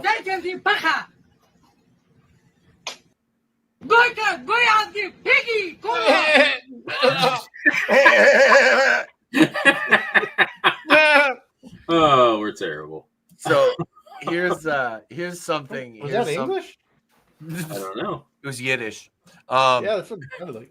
Here's this is JJ, right? Chap Daddy, that is, he's in Shogun right now. He's the Ronin champion. This is I'm gonna play a little bit of this because this is his fucking entrance theme.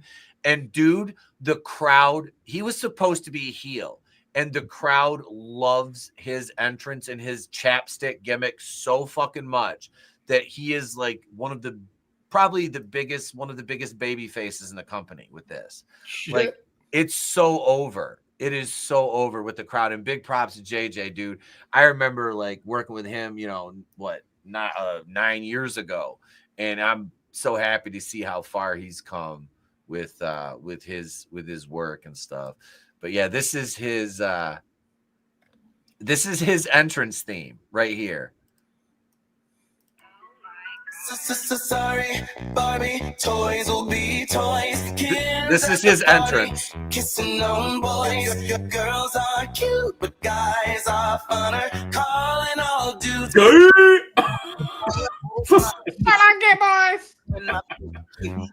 Yeah, but dude, it does. Yeah, you're like, but he's so over with that shit. Like the crowd, he comes out with his he's always like, reapply, and he puts chapstick on like during the match. You guys saw it, Yep. But the fucking crowd loves it. Like they fucking love him. Okay. It's a character. You know what I mean? Mm-hmm. Like they do, like, it's him and Maddie, and he's got Roberto with him. It's fucking, it works, dude. The crowd fucking loves it. They're so into this shit. He sells merch, it's fantastic for him, and then it's fantastic for the promotion. You know what I mean? Nice. Like, yeah, it's pretty cool. I'm really happy to see that. But let me pull that. Oh Jesus Christ. Sorry, I got momentarily distracted. We're fine. We're all fine. Uh-oh. Instagram? No, I was on my timeline on Facebook. Let's see. Where's this? Oh, here it is right here. Okay. Fair, tag me. Let me share this. Make sure I close some everything down. All right, here we go. All right. So let me skip up to, let me see. Play it. Walk-up songs are a big deal now for Little League. God damn it. So baseball and softball season is here, and apparently walk-up songs are a big deal now. It's kind of Little cool. League, adult softball leagues, all of that. And instead of regular songs, I thought it'd be fun to do a bunch of custom matches. So here are 20 custom walk-up songs for baseball, softball, all the things. Check it out.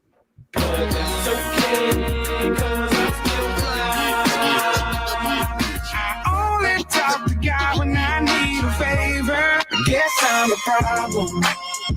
Your mans never do no wrong. Hell yeah. You ever wonder?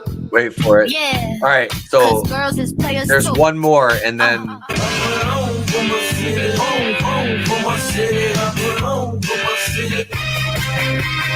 okay, it's after this. Ready or not, here I go. You can't hide. Dude, that shit's hot. That shit is hot. Like I wish I knew how to. I got to try to find just the vocals from Ready or Not, and just the fucking, backing track for What You Want,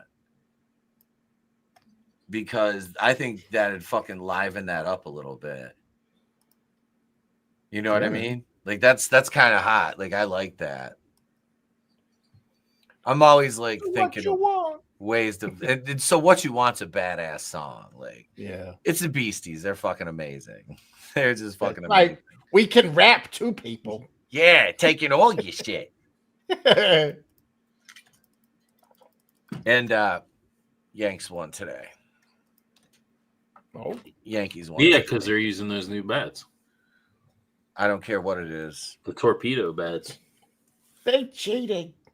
They didn't cheat. It's legal. It's they had an MIT guy because PBD, he's like a partial owner. He was talking about it on his show the other day. Was he? They had an MIT guy design them a bat or whatever that they're like shorter or whatever, and it helps them with hitting home runs. They hit home runs like crazy with them.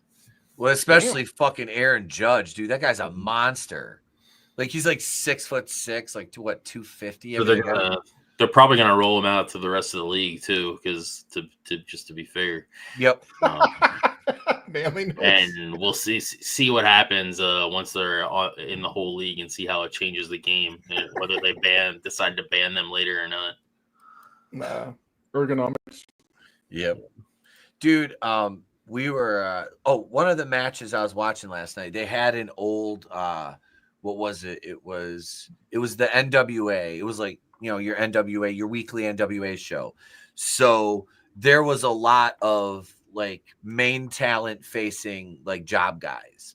I got to watch Tully Blanchard beat the living fuck out of this guy. But like Tully gave him, because the other dude was the baby face. I can't remember his name. Was Danny something, like just some fucking rando. Like guy had a pretty good build, actually he was kind of built a little bit better than Tully.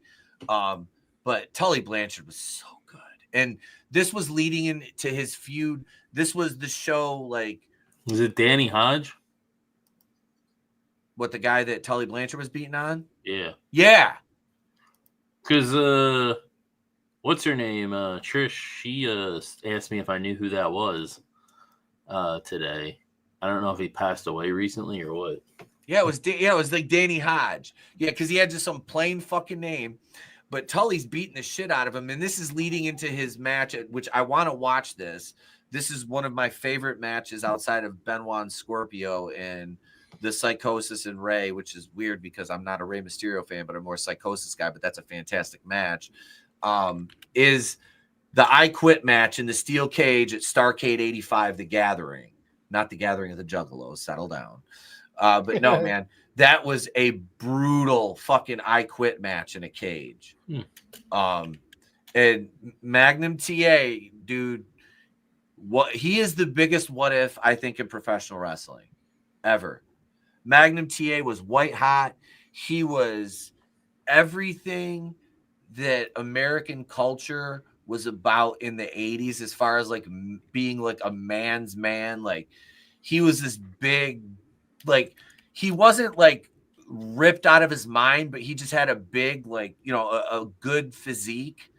He had the long blonde hair, the mustache. He rode a motorcycle, dude. That's one thing that drew female fans. Like when people said there was no female fans, there was female fans because women were all over Magnum TA. Like that dude, seriously, bro, like he probably pulled more fucking ass back then than anybody outside of Flair. like maybe the Road Warriors. But I mean, the dude was like, and then he had that car accident. You know, I mean, it's fucking sad because had he never gotten in that accident and he went on, because they were going to put him over on Flair. Like he was that fucking like, and that is a generational, that is like one of those once in a lifetime talents, you know. And I mean, look at the people like MJF. We at one point we said MJF was one of those, you know. Oh yeah. And look at how he's been squandered and misused, and that's going to reflect in when people look back, because you know the guy he's a prominent name in wrestling. I mean, if he maintains at least where he's at now, hopefully he gets back to the top because he deserves to be there. Oh yeah. But I think if Swerve wins this Sunday, they'll run that back.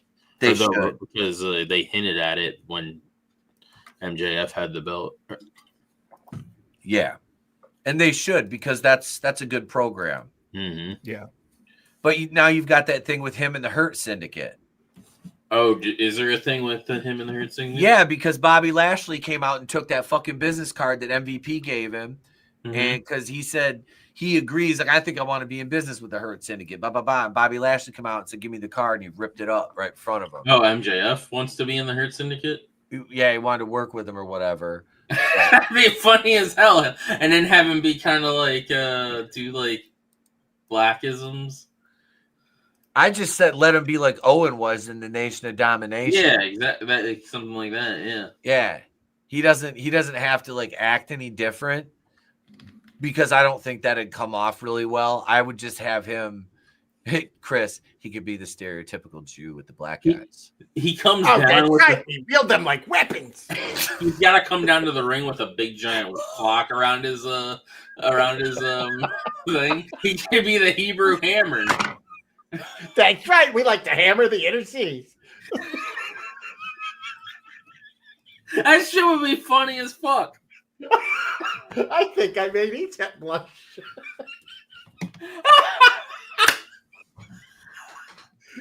Did I do a racism?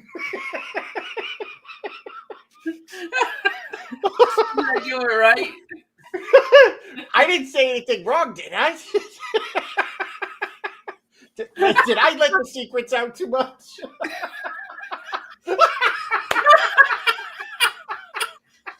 The Goyim now, shut it down.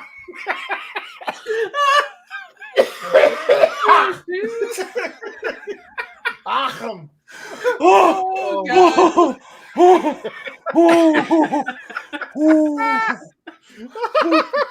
we wield them like weapons. What am I wrong? Oh, Jesus. Yeah, we just drop them like bombs, you know? Rolling through the hood, just Yeet. No yeet. Yeet. No yeet. Oh, shit. Everybody's got a pet. Oh, shit. Oh. Yeah. No point in steering now. Oh. So anyway, Nintendo, they really fucked up. Yeah, they Much did. like the Jews, Nintendo really fucked up. Oh, yeah. Look at that chick. Oh, fuck. Draven, no masturbating during the I'm stream. not, but damn. Hey, masturbating. Hey! Hold on, I'll share. With Yeah, the at least class. share. I'll share with the class.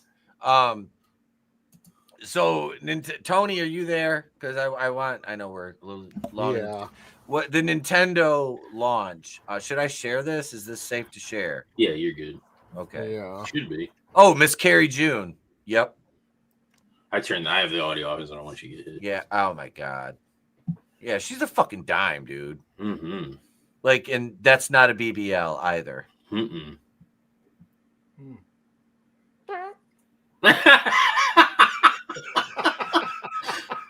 Oh, Jesus. All right. Oh shit.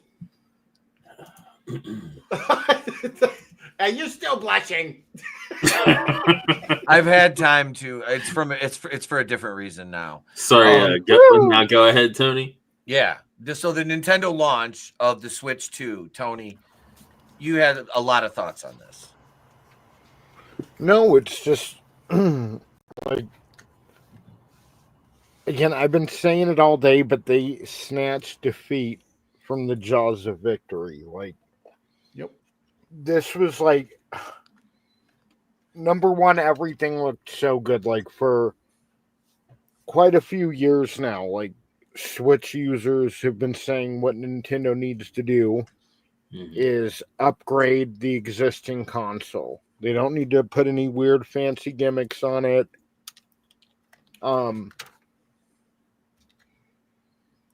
Yeah, I mean, they've got a huge install base, like the best-selling console of all time. If not, they're right behind PS2, but they may have outsold them. I don't remember, but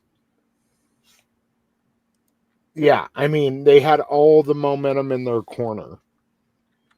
And you can ask Chris or Draven. I mean, they've been very, very secretive lately. They were well, I mean, they were secretive with Tears of the Kingdom, like for years, just like barely feeding any info out.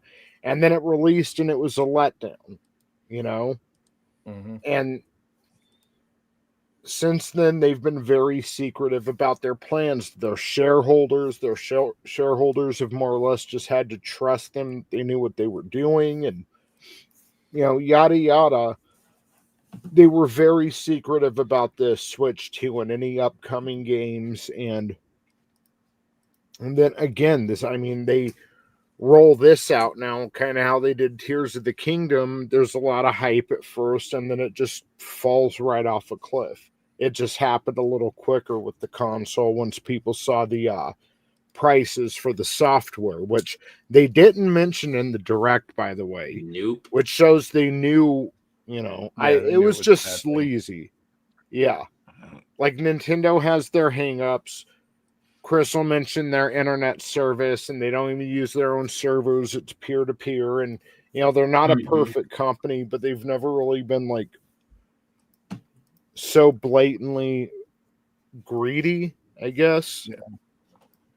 And don't get me, the hardware's fine. Even the price for the hardware, $450. I mean, that is expensive for a Nintendo console, but it's fine. Yeah, I was totally fine with it. You know, and my issue, funny enough, like, yeah, I don't like the prices either, but again, they've been very secretive. And for me, and a lot of fans don't feel this way. They say, I don't like the prices, but I like the Direct. It's like, for me, I felt like that Direct, after being so secretive for like 2 years and only releasing remakes and third-party games and shit, you know, I was looking forward to like a big celebration at this Direct. Like, this is what's been going. This is what we haven't been talking about. And instead, they showed Mario Kart, F-Zero, and Kirby Air Riders. 3 racing games. Like, I don't know who approved that, but, you know, and then they showed the Donkey Kong game, which looks great, but I mean, even that's going to be $70, and it's like, yeah, I'm not paying that.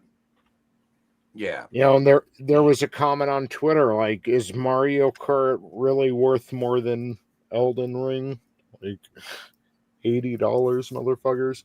But anyway, yeah. So then today, you know, the console releases June 5th, and pre-orders were going to start April 9th. But today they came out, and Draven shared this in our little chat room on Twitter.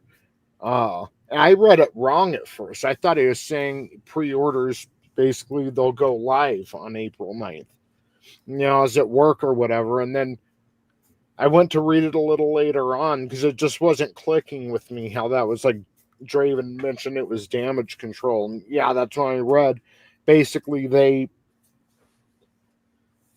postponed the pre-orders. They shared the console still is coming out June 5th, but they postponed the pre-orders, which is really, like, I've never seen anything like that before with the console. And I mean, there's major backlash. Nintendo held 2 tree houses and they were spamming the chat. Like, dude, I have never been upset about a console release in my life.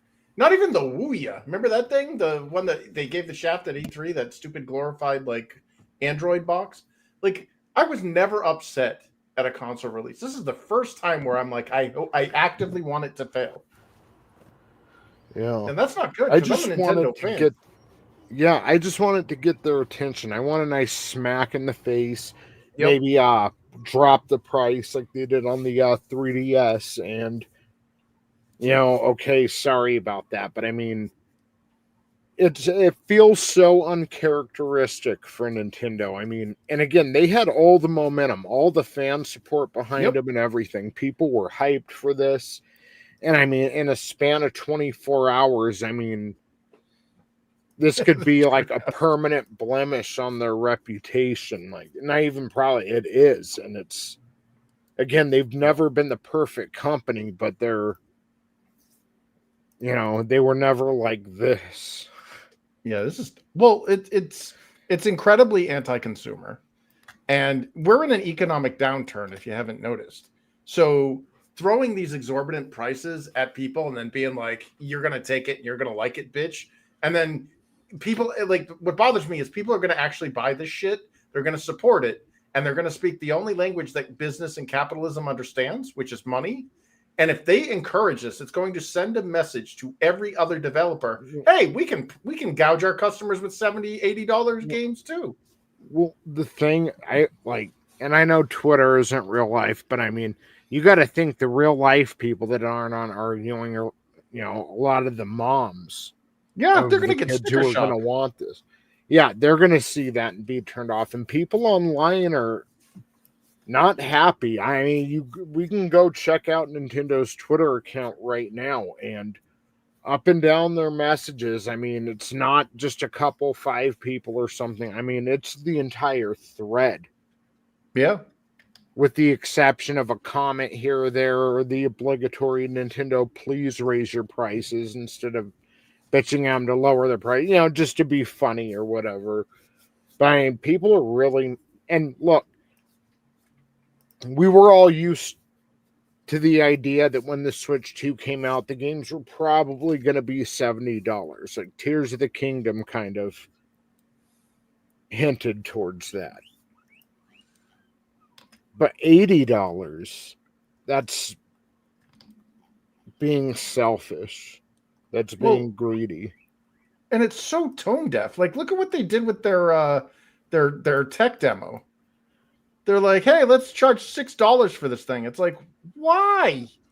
There's no pack-in game, and you want people to spend this. Like, who is this for? Because other than like the whales, which are a very small minority, who the fuck is going to spend this much money? Mm-hmm. Right. And yeah, I don't know. Now I am wondering, like, so they postponed the pre-orders today and said it's because they want to see, I should read the exact quote, but basically what they're saying is they want to see how tariffs play into effect, as well as the economic behavior of the market. Let me see if I can find the post real quick to give you the exact quote. But, Nintendo's a very calculated company. Yeah, they are kind of dumb. Like, I agree with my sketchbook. They do some dumb shit sometimes. But lately, they've been very calculated in their decisions. And I know they took into account tariffs or the possibility of there being them. It's all Trump talked about last year before the election. And then he was elected, in November. I mean, they would have had plenty of time to adjust the price at that point, So I do think they're using that as a shield against criticism, and I'm wondering if this is due to the fan backlash over the prices, and they may even keep the prices the same for the games, but lower the cost of the console. But most people are thinking they're going to raise the price of the console. I think they're going to lower. They better lower it, and that's what I'm hoping for. Like, I'm hoping that this backlash is enough of a sting. And the only way that I think this will ever happen is if they see the money. I don't think people just complaining on Treehouse or whatever, trolling shit, is going to actually get them to do this.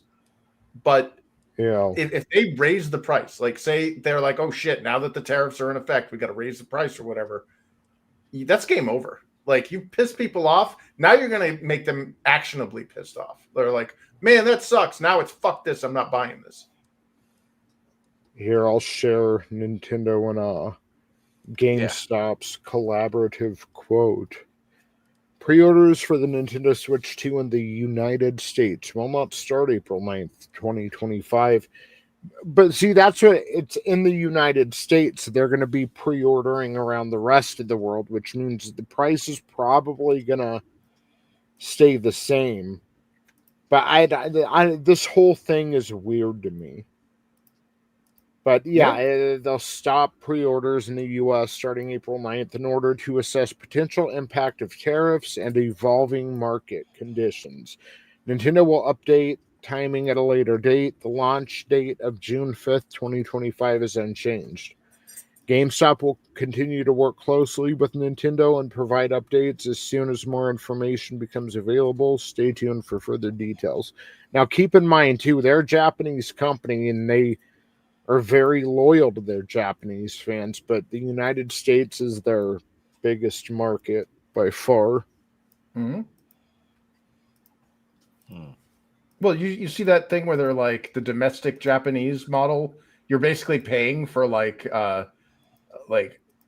localization essentially. They're like, the Japanese model is $330 and the American version is $450. And then my thing is if this was about the tariffs, they were adjusting prices to, address the tariffs. First of all, Vietnam is no longer part of the tariffs. They stepped up just like Malay's Argentina. So they're not going to be hit by and Vietnam is where these machines that Nintendo does its manufacturing and distribution from. So they should be good to go for that. They shouldn't have a single problem with the American tariffs. But these prices are not affecting like America. Like, I have friends in Canada that are like, I can't afford this. Games are $130 in Canada. Yeah. The system goes for almost $600 Canadian, and then same thing in the UK. It's like, they aren't part of the Trump tariff thing. Why are they getting ass fucked? Like, this is stupid. We're being priced out of everything, man. Like, Nintendo has been known as the affordable option for a few generations now. And they still should be, because let's face it, as impressive as this Switch 2 is, it's no PS5, and it sure as fuck isn't my PC. So who is this for? It's only the only virtue of it that keeps it from going obsolete, other than the brand Nintendo, is the fact that it's portable. Yep. And they're losing that market too. Like, because there's going to be a Steam Deck 2 or. Yeah, that's mainly like for me. I don't play mine in handheld very often. It's usually docked. The portable is mainly for like younger adults and kids. And again, that goes back to our mom's going to pay these hefty prices. Or is she going to look and be like, ooh, $450 for a console? That's expensive. Sorry, Billy. But okay. And then they look up at Mario Kart World and it's $80. And they're like, ooh, no. Yeah, that's not happening. I was willing to, get past the $450, but they bumped the games up to $80, $70. No. Yeah. You've got your Switch at home. Yeah. You've got all those games I bought you. Yeah. No, there's going to be a lot of upset kids this Christmas. No. Oh yeah, dude. That, like, Tony and I were talking about that earlier because, you know, Trey just got his Switch a couple of years ago. And I'm like, this thing's really going to have to wow me for me to justify, you know, or Santa Claus by getting another one, you know, this quick.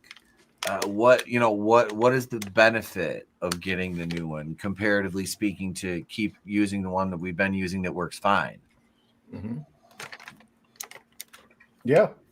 Well, imagine the uninformed mom, like the scenario that Tony just described. Okay. Mm-hmm. This is going to be a surprise on the Christmas season, you know, or the birthday. Like, this isn't going to be one of those things where mom is in Target and sees the price and goes, wow, fuck that. This is going to be, Billy wants this. I'm going to go to the store to go get it for him. And oh my God, Billy is not getting this. Yeah. You know? I foresee if they do not course correct, a lot of parents are going to go, you know what? My kid's fine with the Switch 1. We don't need the Switch 2. Yeah. Like, I'm going to take this screen share down for a second, Tony, because I think I have a graphic that perfectly encapsulates what Nintendo is trying to do to their customer base right now. Are you guys ready for this? I've been working on it. I've been working.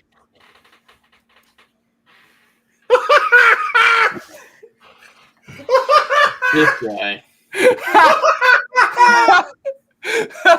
Jesus. Well, the Draven's sleeping. I guess you're going to have to go and wake him up. I don't know. I've been sitting back here for a couple of minutes, like clipping stuff. I'm just like every couple of minutes. I was trying to like no sell while Tony was talking, so I went off camera. I was like, this tariff thing that they like use as an excuse is kind of infuriating. Yeah, because it's like that's not how this works. Like, this isn't how this works at all. It's their shield against criticism, or they're attempting that, or they're just using it as like a. This is like, I like how I'm holding Gabe. And I'm trying to.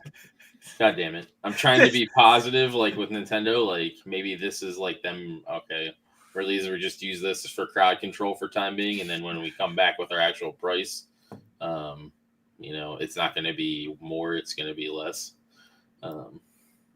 At least game wise, but the tariffs wouldn't affect the games at all. Like, no, and then people are trying to digital. Say, they were trying to say, "Oh, it'll affect the game." It's like, no, it would affect hardware, but it wouldn't affect games. Yeah, see, that's what I was talking to Tony about this earlier about the prices of games and stuff like that. You know, comparatively speaking, like, what were we talking about? Like early Nintendo games, like Legend of Zelda was like $40-$50. You know, and we got it because it's like, man, you had to have that game, you know. Mm-hmm.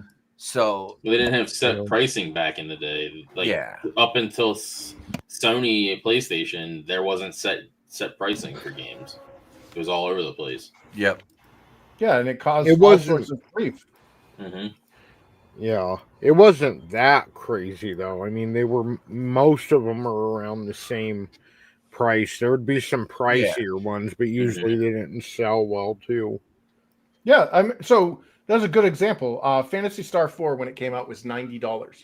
Okay, in 1994, I wanted that game so bad. I went into Child World, saw it for $90, and said, "Fuck that." A year and a half later, it was still rotting on the shelf at $90. Mm-hmm. By about 2 years later, it finally dropped down to like $60-something. I'm like, okay, I'll buy it now. Mm-hmm. I'm sorry, but like your games should be accessible, and if they're too if they really need that much money in order to like break even or cut a profit, then you need to reevaluate your scope and your product management for your game design.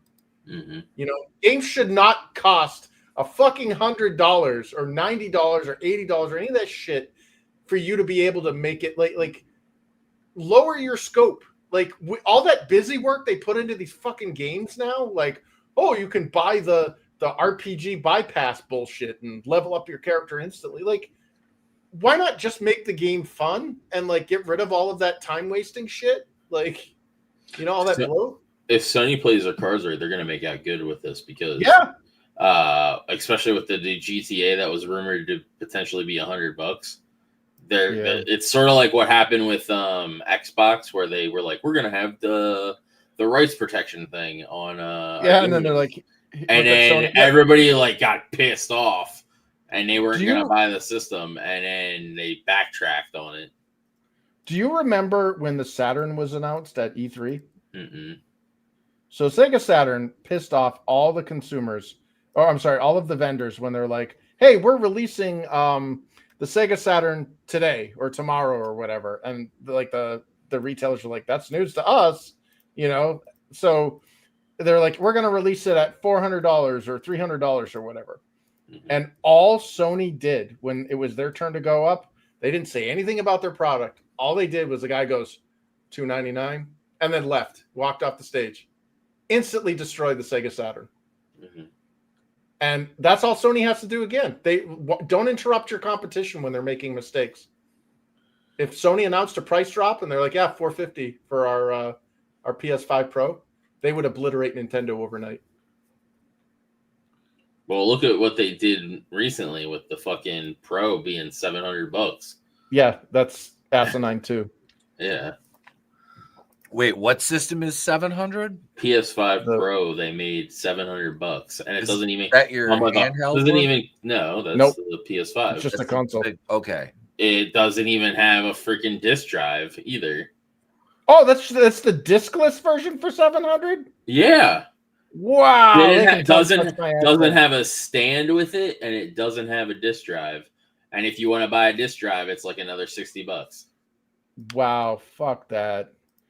Yeah, I'm starting to like not be interested in video games anymore, even though I spent a decade of my life fucking making them. You know, and this is the thing, and I told Tony this. I said, for me, as somebody getting into modern gaming in the last couple of years, after just playing my old systems for the last 2.5 decades, this is like not encouraging to me. Like, first, you know, we get the 2K25, we're gonna play online together, and we can't.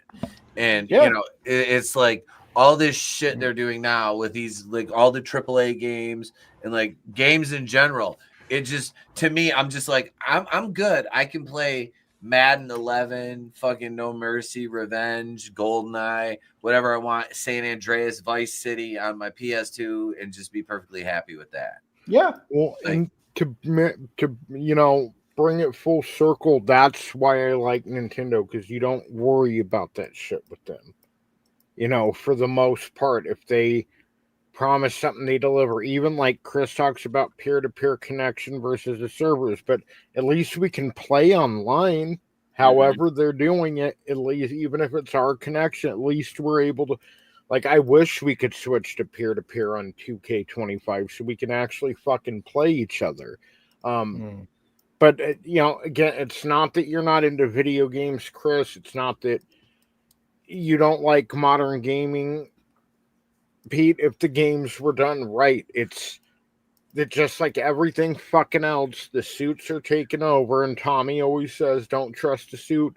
And even Nintendo isn't immune from that. Like, Iwata was there, and he was more of a gamer. He was more of a friend of the fans, and he spent his last fucking days ensuring that company was successful again after the Wii U disaster. And they were. The Switch was like his coup de grace. That was his swan song. That was my last gift before I leave this fucking planet. And they rode high on the success of it. And in one generation, in fucking one day, they just fucking cratered the company. Yeah, and then during their press thing, they were like saying, "Don't even bring up, like, we won't answer any questions on pricing." Too. You mean the and only then, thing that we care about? Yeah, and then during like the thing too, like they didn't even mention pricing except for, or even for the console, they just like glossed over. They're just like, yeah, see the shiny stuff, you're gonna buy it, and just assumed everybody was gonna be okay with whatever price they slapped on it. Yeah, buy the slop goy. Nope, not happening. Yep. So that's why I'm hoping that the pause on the pre-orders, at least for the US, is them being like, all right, well, let's reevaluate, kind of change the direction, and lower the price on games at least. See, here's my thing, like, because thinking about it and rereading that, they said they're putting the pre-orders on hold in the U.S., so they're pre-ordering right now or getting ready to all around the world. And what if they lower the price of the console or games here, and there are people in Europe or wherever else that have already pre-ordered? You know, I think those will get reduced too. Yeah. Then why only do it in the U.S.? I guess so they could blame the tariffs and use it as their little shield. Yep. From criticism or embarrassment. Like, okay, after that backlash, we're going to review. No, because it like, wasn't the tariffs. Because it wasn't them that announced the prices. It was all the retailers that rolled out all this stuff. So they can be like, well, we never gave them the go ahead to release. Well, they did. They did show it in their preview. They showed the title and it said $79.99, and that wasn't a retailer that showed that. That was part of their presentation. What if the retailers talk to Nintendo like, bro? Yeah, we can't sell this shit. Yeah, maybe. See, I don't, and to touch on that, Tony, I don't necessarily hate, modern games, because I had a lot of fun playing through the Resident Evil games with Vinny. Oh, is that what you called that? Oh my God. Yeah, it's just what they're doing with the industry. It's what they're doing. It's what they're doing out here to the Las Vegas Strip. It's what they did to Hollywood. It's what they're doing to everything. Yeah, that's the part none of us like. It sucks. They're like stripping all the fun out and charging more and more. Like, which is weird because like they're two first-party titles. One is they want to charge $80 for it, and the other one is $70. It's like, well, why? Well, what makes one 80 and one 70? Like, that doesn't make any sense. How do you justify that? Like, yeah, exactly. Yeah. Like the Donkey Kong, I'm fine playing 70. Like, it looks good. Like, I can feasibly see paying $70 for that. I'm having no problem with that. I don't, because it's never going to go down in price. There's never going to be a sale for it. And you see, Breath of the Wild, it came out in freaking 2017, and they're like, hey, here you can rebuy this game for like $80. Yeah, but everybody already has that as a Switch at this point. But so that's the thing, is like they're expecting you to rebuy it. No, but they're expecting, because like people have got it and they probably sold it, because like we're at that age where we don't need to trade in games to get money at GameStop and shit. But a lot of freaking kids that I knew would trade in games at GameStop so they could get newer games. Yeah, I never did that. Yeah, neither did I. I owned but like a lot of kids are doing it. That's a majority of GameStop's revenue right now. That and freaking Funko Pops. Yeah. But and it's like, you want me to rebuy an 8-year-old game for $80? And they're like, yeah, you're gonna do it because you're a fan. So shut the fuck up and pay me. And it's like, no, like that. And then like honestly, the Donkey Kong game looks awesome. The voxel deformation of train. But I'm not paying $70 for that. I paid $70 for Tears of the Kingdom, and it burned me. Maybe that's the Hebrew in me talking, but I'm not going to fucking do that again. Like, that's a lot of money that I wasted on that shit. Just from watching the Treehouse, I think the 70s justified, but that's just me. I was expecting the prices to go up to 70, but I'll tell you the funny thing.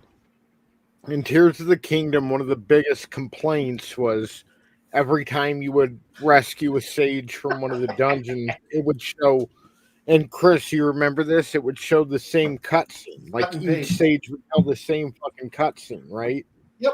Yeah, it's fucking lazy. It was a glorified mod or expansion pack. So what do they do? What do they do? They're releasing Age of Imprisonment, where they're going to tell you the same fucking story you just heard 5 different fucking times from the sages. Yeah. It's the same. It's literally the same. Like, I don't want to hear that fucking story again. I get it. I understand what happened. You repeated it over and over. Like, and that's going to be a $70 game. Mm-hmm.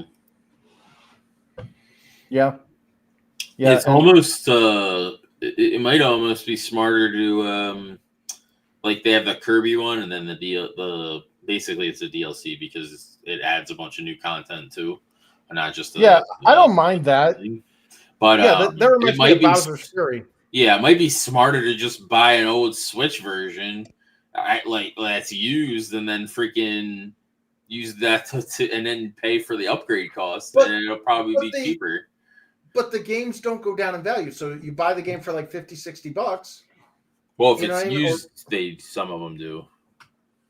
I guess. At GameStop, if they're used, they're usually cheaper. Not by much, but they're still cheaper. Yeah, I guess that's the only way you can actually pay like a normal price is if you buy a used game and then circumvent their ownership policy by using an upgrade, or using that $20. Like, that's ridiculous. Like, why should a customer have to do that?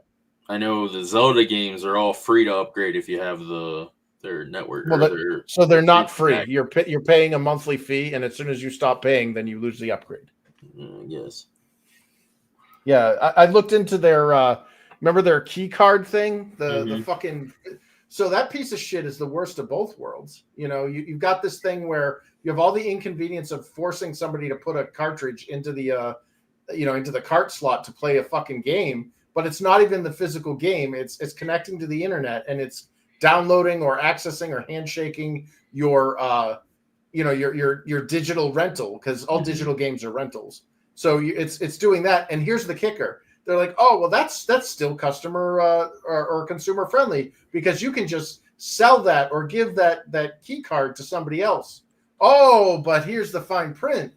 You don't just hand over the cart, because if you just blatantly handed over the cart to somebody else and they put it in, it goes, oh, you're borrowing this for up to 30 days or whatever, and then it sends it back to the owner of the cart. It has to actually decouple the license key from your account. So you have to go to Nintendo Online through your Switch, and it won't do this from like a website. You have to literally go through and say, I on this console, because they're not smart enough to make fucking console agnostic accounts. I on this console am decoupling this cart that goes into this console, and I'm giving it to this other person. So therefore, if your console shits the bed, like say you fucking drop it and it gets destroyed, you can't decouple that game. So you just lost that fucking game. Yeah, because they want you to transfer all that stuff to whatever the next thing is.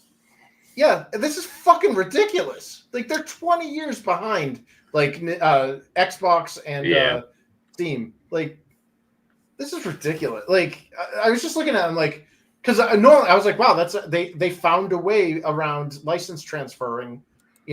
That's kind of cool. And then I started looking into it, and I'm like, oh, of course it can't be cool. Like, yeah, because there are. I know.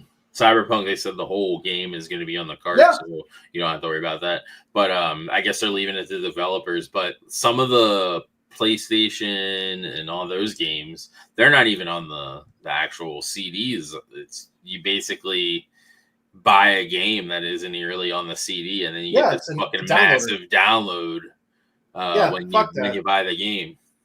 This is why I emulate and pirate those games. So, like, collecting newer gen games is just pointless. Like, there's no point to collect them. Yeah, everything's disposable now. Like, you have look like that. Microsoft's Game Pass has completely devalued blockbuster games.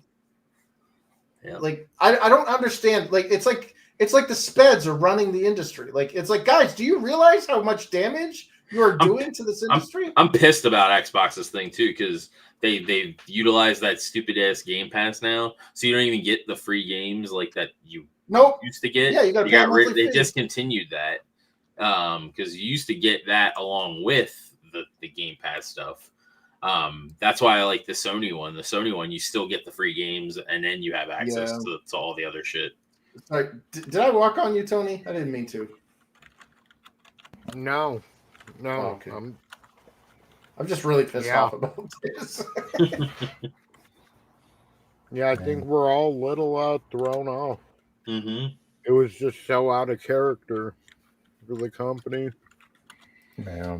I'm just I have my hopes high that they're gonna course correct because they did it with the 3DS, like I said. The people that adopted it early, they lowered the price. I think there was another one too that they did it with, but I can't remember what. Might have been the GameCube.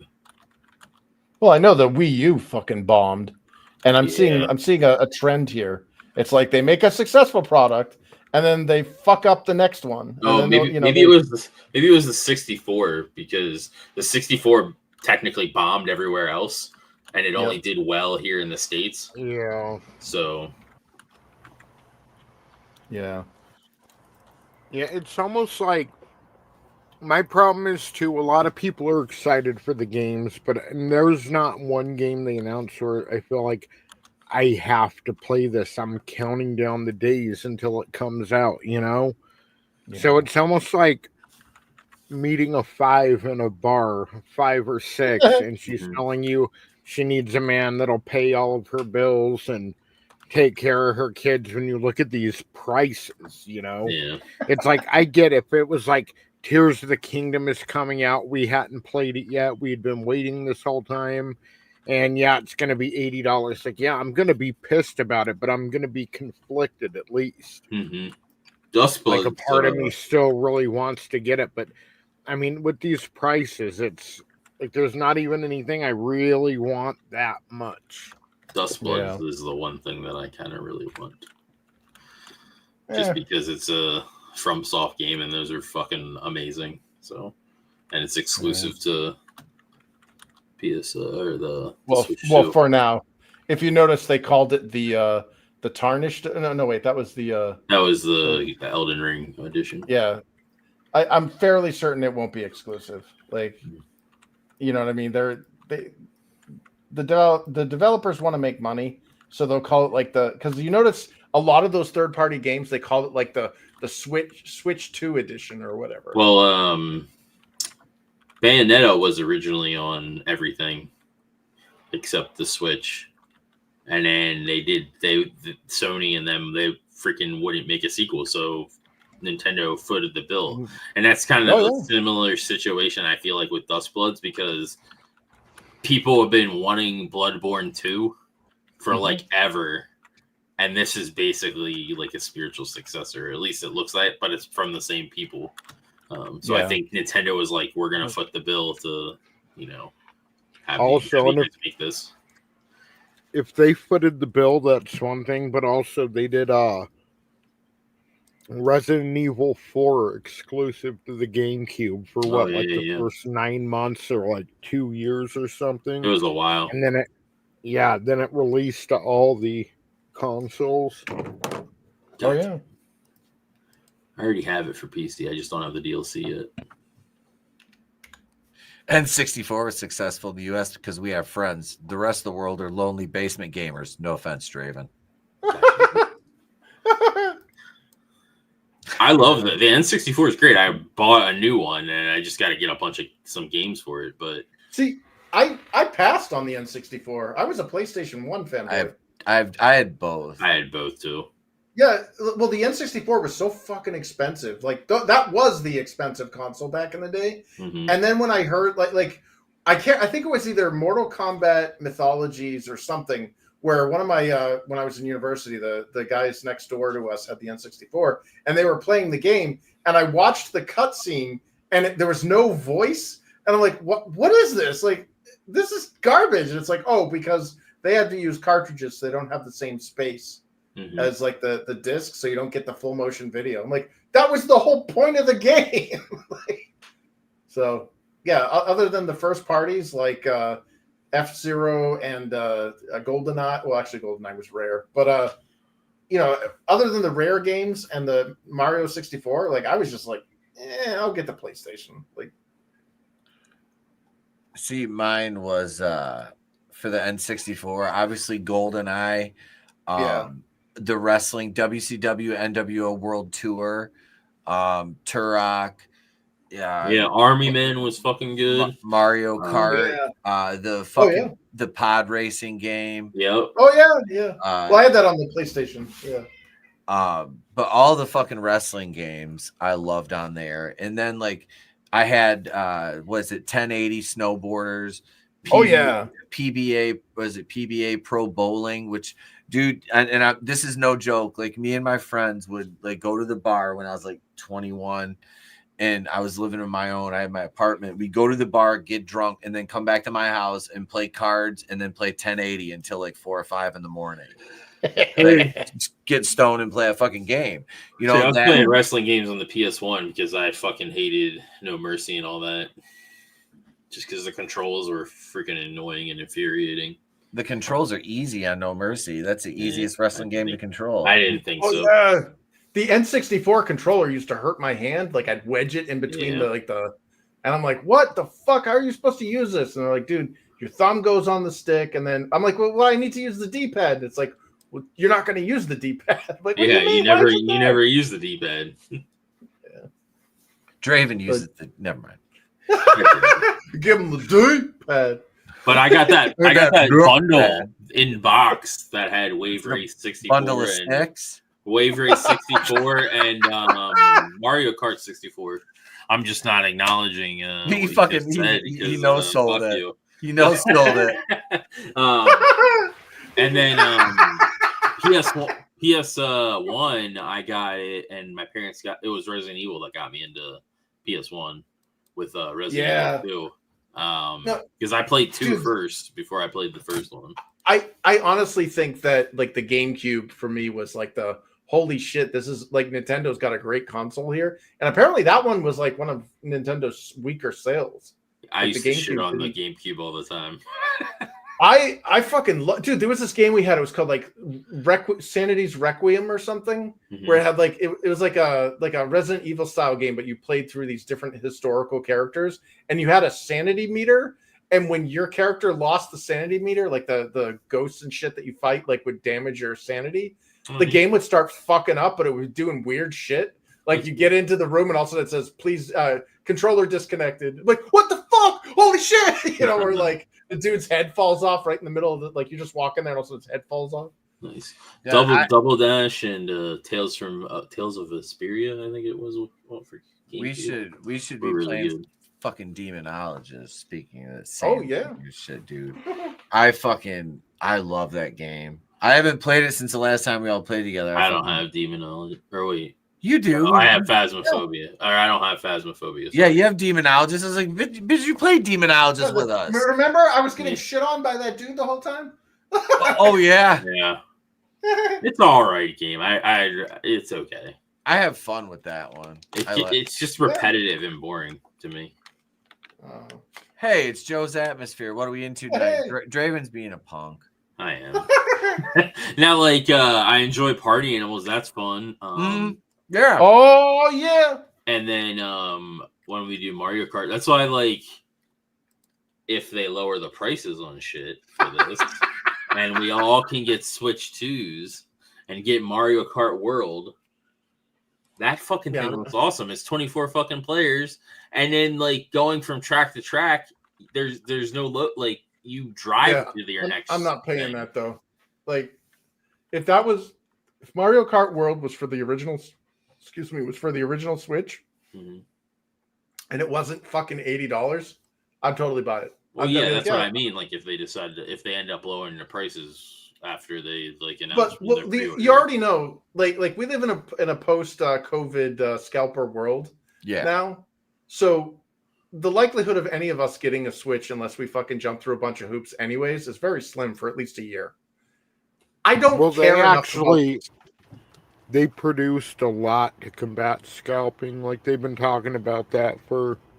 I hope it rots. With that pricing, I hope it rots in a warehouse because the scalpers are going to buy that shit up. Yeah, and they're going to charge even more. Yeah, and I'm sorry, but it's already at scalper prices for me. Like I'm not paying scalper prices. Yeah, at least for the games. Yeah, 500, I'm all right with for the.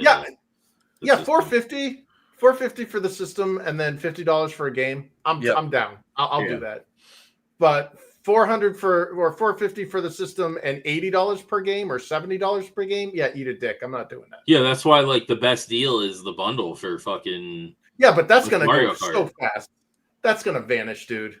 They did that. Remember when the Switch I don't launched? know or whatever? because the Switch is all they continued to make the bundle with Mario Kart. No, well, yeah, with Mario Kart, but that was years after. Like I'm talking like when the Switch first came out, and they had like I want to say I can't remember what game it was. It was either Mario Odyssey or something, and it was like you got like the exclusive red controllers, and it was like, yep, that. Good luck finding that. Like that's why I thought I was victory when I got the Tears of the Kingdom. And I'm sorry, I got to interrupt Chris real quick. My sketchbook, you said you'll have to become streamers to make money off that thing. That's a good segue into you can follow us on Twitch. We're live on Twitch right now as well. Oh, yeah. We do have a Twitch channel, which I'm going to start doing some gaming. I have to put our schedule up there. But yeah, we're over there on Twitch, and we got a super chat from Joe's Atmosphere. What's up, bro? Good to see you, Joe. Good to see you, sir. Hope all is well. I saw some of the pics from vacation. Looks like you had a good time. Just got back from reunion. That's good. So for $1.99 super chat, let's see. I gotta go over to the. Here we go. Let's see, for $1.99 super chat, we'll go with. We haven't played this in a while. Let's do some Samurai Cop.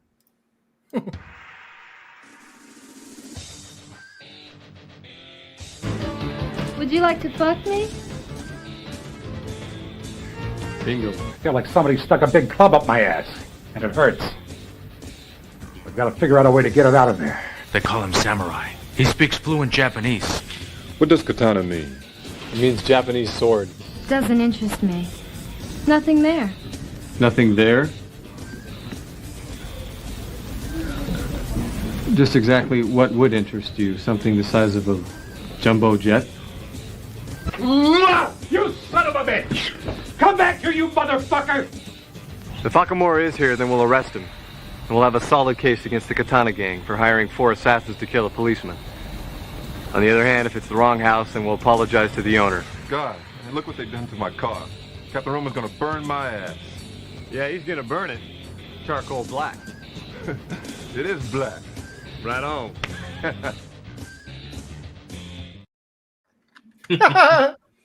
Thank you. Thank you, Joe, for the super chat. Appreciate you, sir. Appreciate you.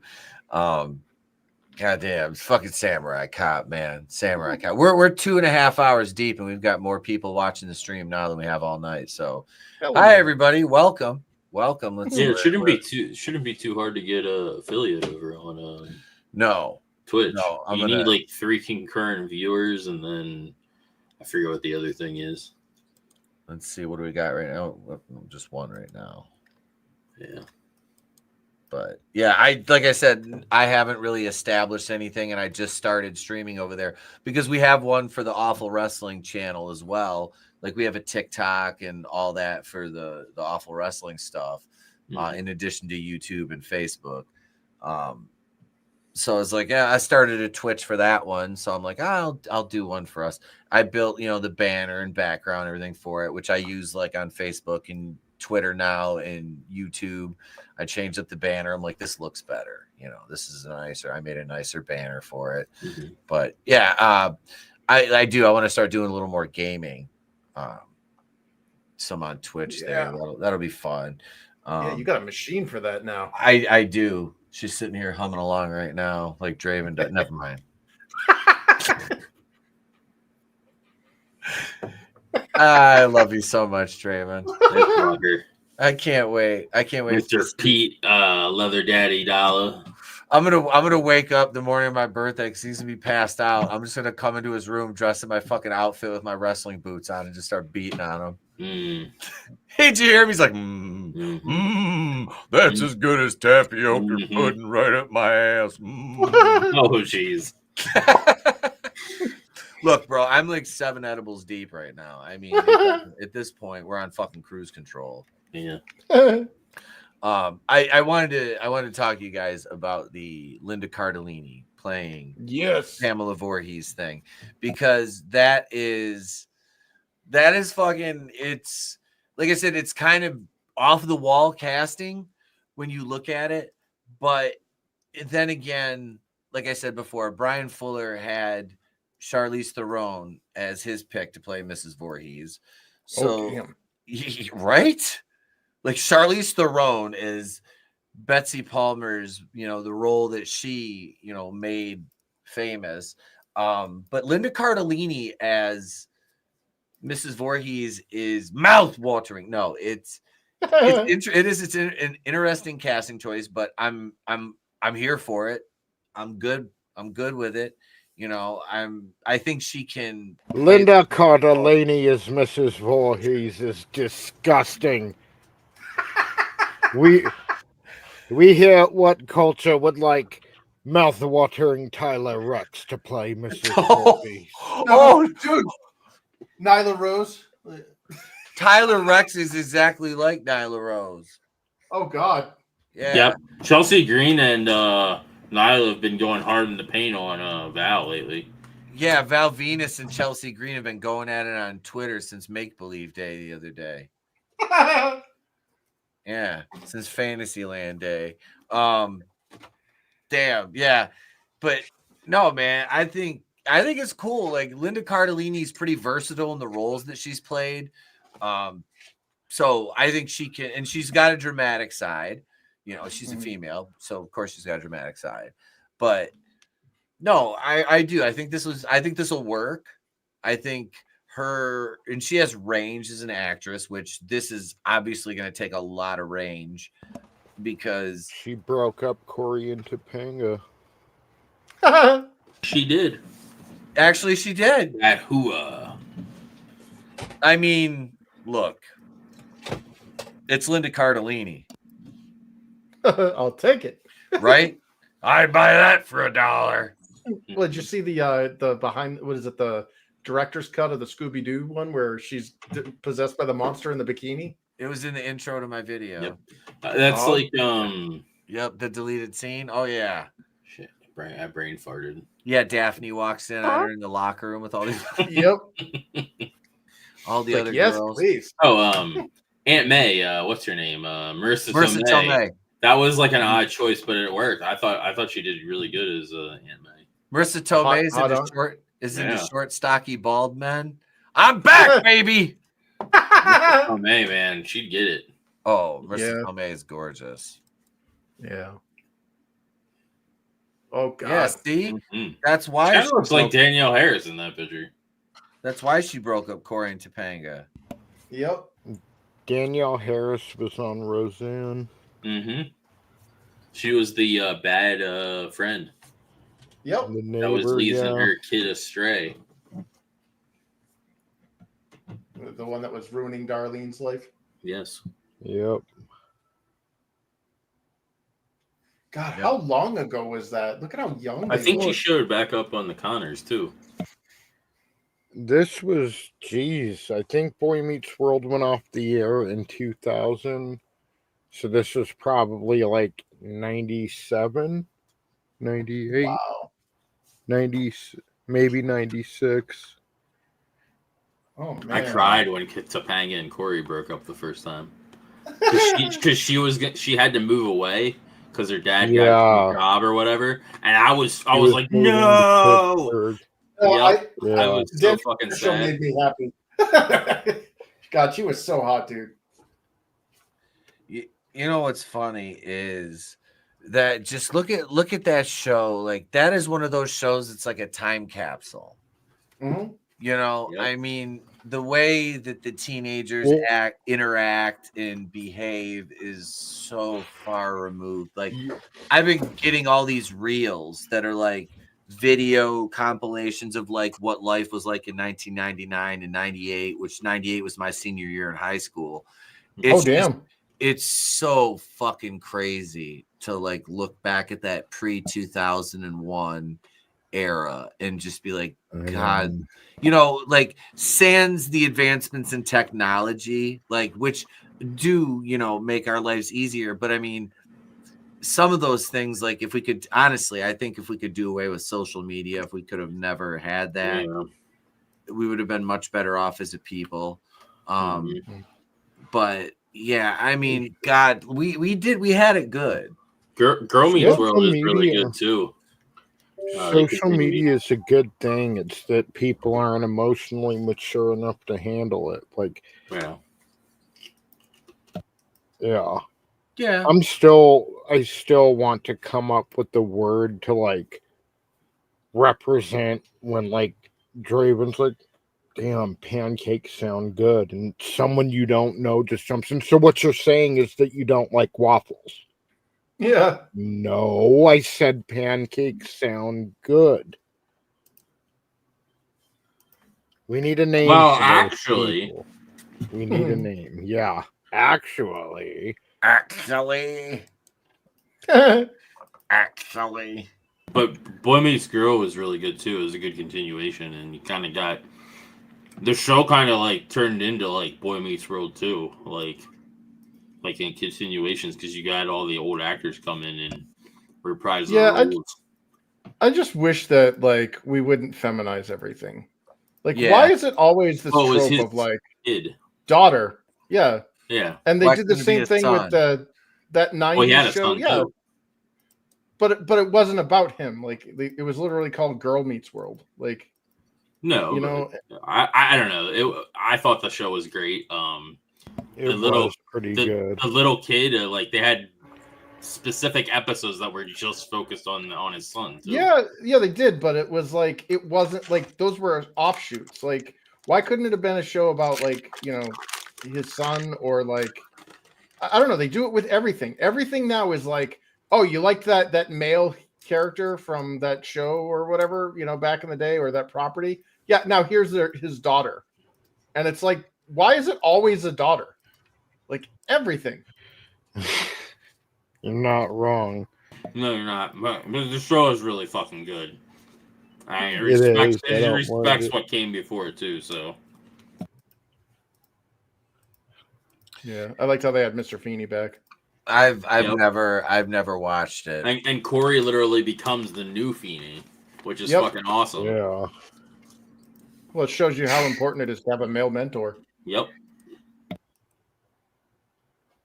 Which Mr. Feeney was awesome. Like he was like the character I honestly remember the most from the show, because I didn't watch a lot of Boy Meets World. I mean, I watched some of the episodes. I didn't see the whole series though. Like I would just remember certain moments because they were kind of relevant in pop culture, you know, stuff like that. But no, I like the actor too. You know, I mean, he just always gave off like a good vibe in the show. He was kind of like, what's his name? Wilson from Home Improvement. Oh yeah. The wise neighbor over the fence. Yeah. Which Home Improvement, I used to love that show. I watched the me shit too. out of Home Improvement. Me too, but I can't really watch it back. Like we just got done rewatching through Roseanne again, but you know, Saved by the Bell or fucking Fresh Prince, like Full House, I liked his Step by wife Step, whatever. But I can't get through Home Improvement now, and I used to love that show. I had a crush on his wife. I had a crush on his wife on Home Improvement growing up. Oh, damn. I remember the Binford girls, yeah. too. Yeah, dude, the Binford Tool girls. Yeah, her too. Where Pamela Anderson started. Yep. Yeah, who was the brunette? They had this like smoke show that came in after. I know. I was like, she was hotter. She was hotter than Pamela Anderson. Yeah, Mr. Feeney was the voice of Kit and Knight Rider. Which yep. Fuck, I bought that. Yeah, Patricia Richardson. That was the wife. Yeah. That was the wife. She was freaking hot. Yeah. She wasn't as hot as I wouldn't put her as cool girl. Yeah, I was gonna say I wouldn't put her in the Binford girl category, but no, but I like if you like MILFs. Oh. Joe was a feminist pain in the ass, right? But I did. I like that show, and I like Tim Allen. I have a funny story about Tim Allen. The girl I was dating in college, her best friend her father was like a very high up ranking officer with the Michigan State Police, and he was actually one of the people that arrested Tim Allen when he got arrested in Michigan for cocaine possession. Oh damn! Yep. Look, share the screen. Was it that chick, Chris? Hold on, let me. I gotta. Hold on. Let's see.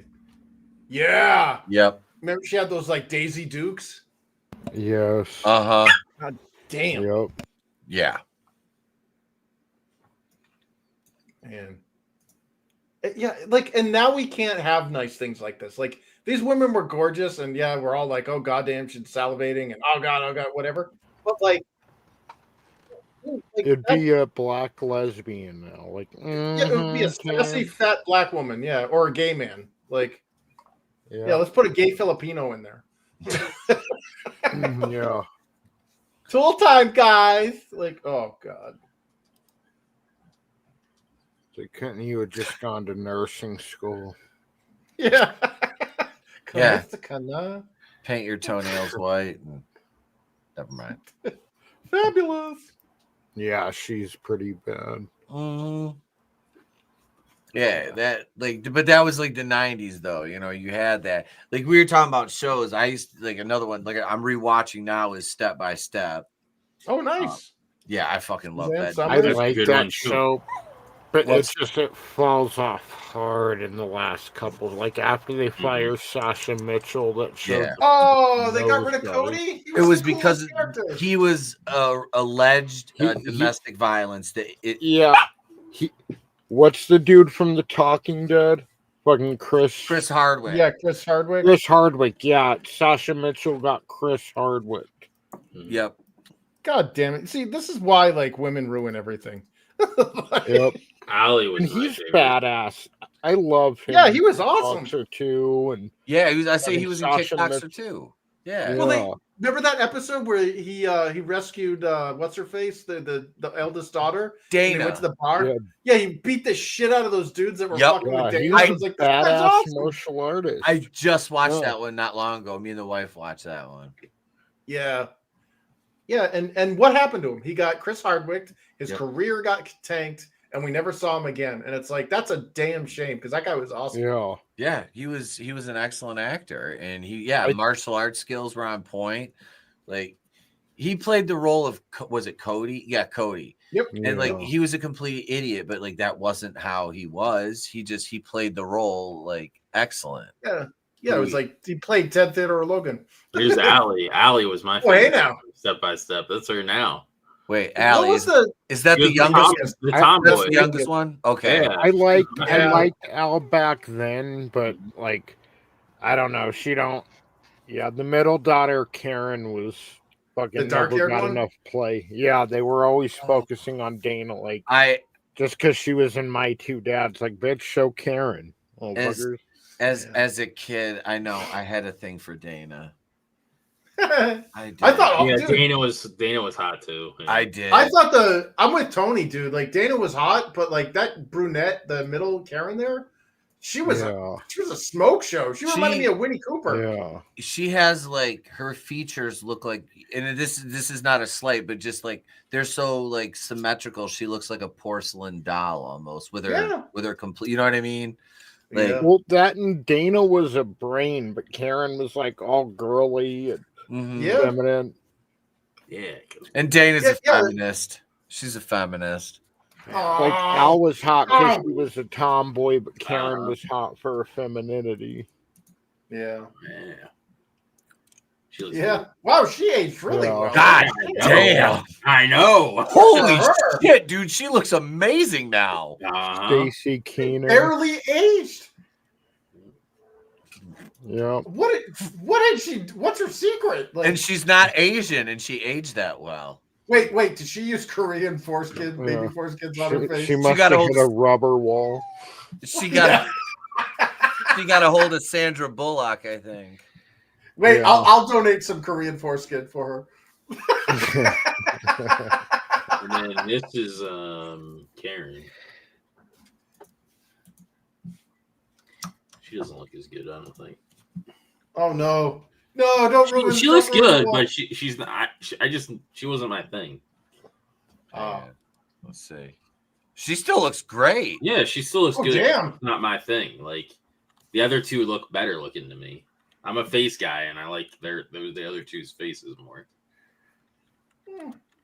I don't know. I thought she was very pretty, and I think the because she was the girly fashionista one, Mm-hmm. and I think whatever they did to her made her look great. You know, here's Manliness has a good point. She wasn't his thing because she doesn't have downs. Yay! Here's a before and after. What up, Digsby? Good to see you, homie. Good to see you. Here we go. Yeah, look at that, man. I mean, God damn. Yeah, she was. She was a very beautiful young lady, and she's aged extremely well. I mean, honestly. Yeah. I know. And I think she's got to be in her 40s. Oh, she's probably in her 50s, bro. 40. Okay. 49. Wow. She's okay. She's only 4 years older. 4 years older than me. All right. A year younger than me. Oh, damn. She's seen anyone? Right? Oh, yeah. I'm with Keely on this one. Yeah, Dana has won the battle of the trick in that show. That's how old she was? Yeah. Let's see. Yeah, that makes sense. Yeah, I was about 10 when that was airing. Yeah.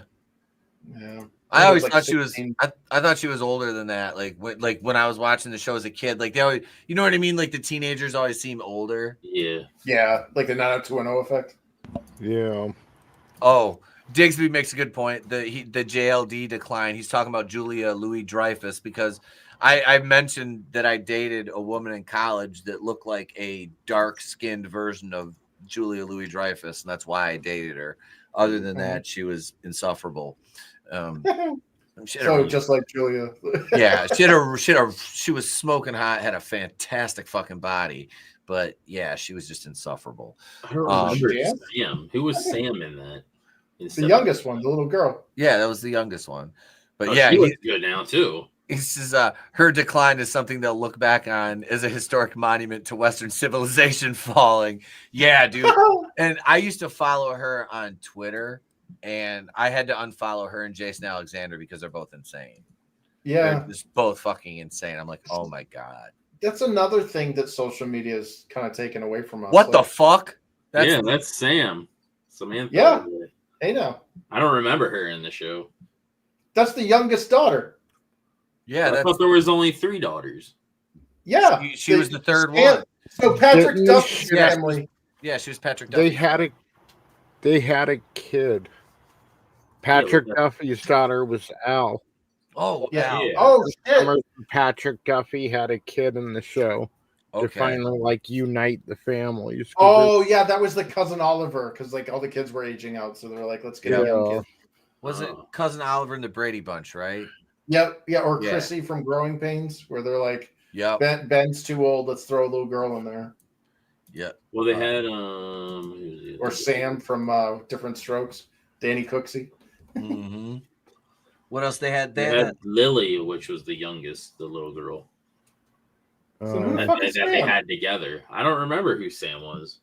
Sam. Was that one of the boys' girlfriends? No, because there was so Patrick Duffy's family had the oldest, the son that looked kind of like Patrick Duffy. JT. Mm-hmm. JT, yeah, and he had the buzz cut and shit. And then there was the middle daughter, who I believe was was that the prima? Karen. Yeah, that was the prima donna. That was Karen. Yeah. And then Suzanne Summers' kid was Karen. It was JT, that's right. Al, and then that little brown-haired kid that disappeared after a few seasons. Yeah, what the fuck ever happened to him? He was just gone. It's like the one kid that went upstairs and never came down in Happy Days. Yeah, the older brother. He didn't leave. Was he on there the whole time? Yeah, he did. He was on there the whole time, I thought. No, he wasn't. He left. He wasn't there for the last few seasons. Yeah, because... And then anyway, so real quick, that's Patrick Duffy's kids. JT, Al, and the kid who disappeared. And then Suzanne Summers' kids were Dana, Karen, and the blonde-haired Mark. Mark. Yeah, Brendan. Brendan was the Brendan disappears. Brendan was Patrick Duffy's youngest, and Mark, the geeky one with the he's the one that was friends with Urkel. Yeah, yep, that was Suzanne Summers' youngest one. Yeah. And then, dude, that was an event when they did that crossover. I remember that because that was within the first couple episodes because Urkel came in his jetpack and crashed. He crashed through the picnic table. He just disappears with no explanation. What the hell? Well, they did the same thing in Family Matters. Yeah, with what's her Judy. daughter? Yeah, Judy. And then she became a porn star. The Oracle of OnlyFans would know this. God damn it, Draven. I'll do Greg's voice, my announcer. God damn it, Draven. Get back in the garage, Bobby. It was he apparently quit acting. That's why he disappeared. Yeah. Yeah, all Urkel's weird fucking technology at the end of Family Matters created an alternate timeline where Judy didn't exist. Yeah. Apparently, he comes back to the second to the last episode in season 7.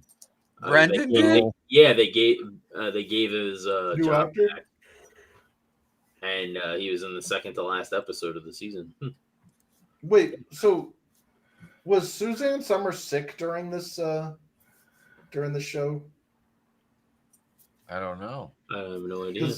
She died right after the series ended. Remember that? Suzanne Summers? No, she died recently. I thought she died in was it 2023 she died. Oh shit! Then who the frick died? She got breast cancer years ago. I know that. That's what it was. I think. Sorry, yeah, that's what it was. I remember there was a big health scare and everything, and it was shit. You better keep that show going because she's not gonna last or something. But. Yeah, she struggled with breast cancer a couple of times, I think.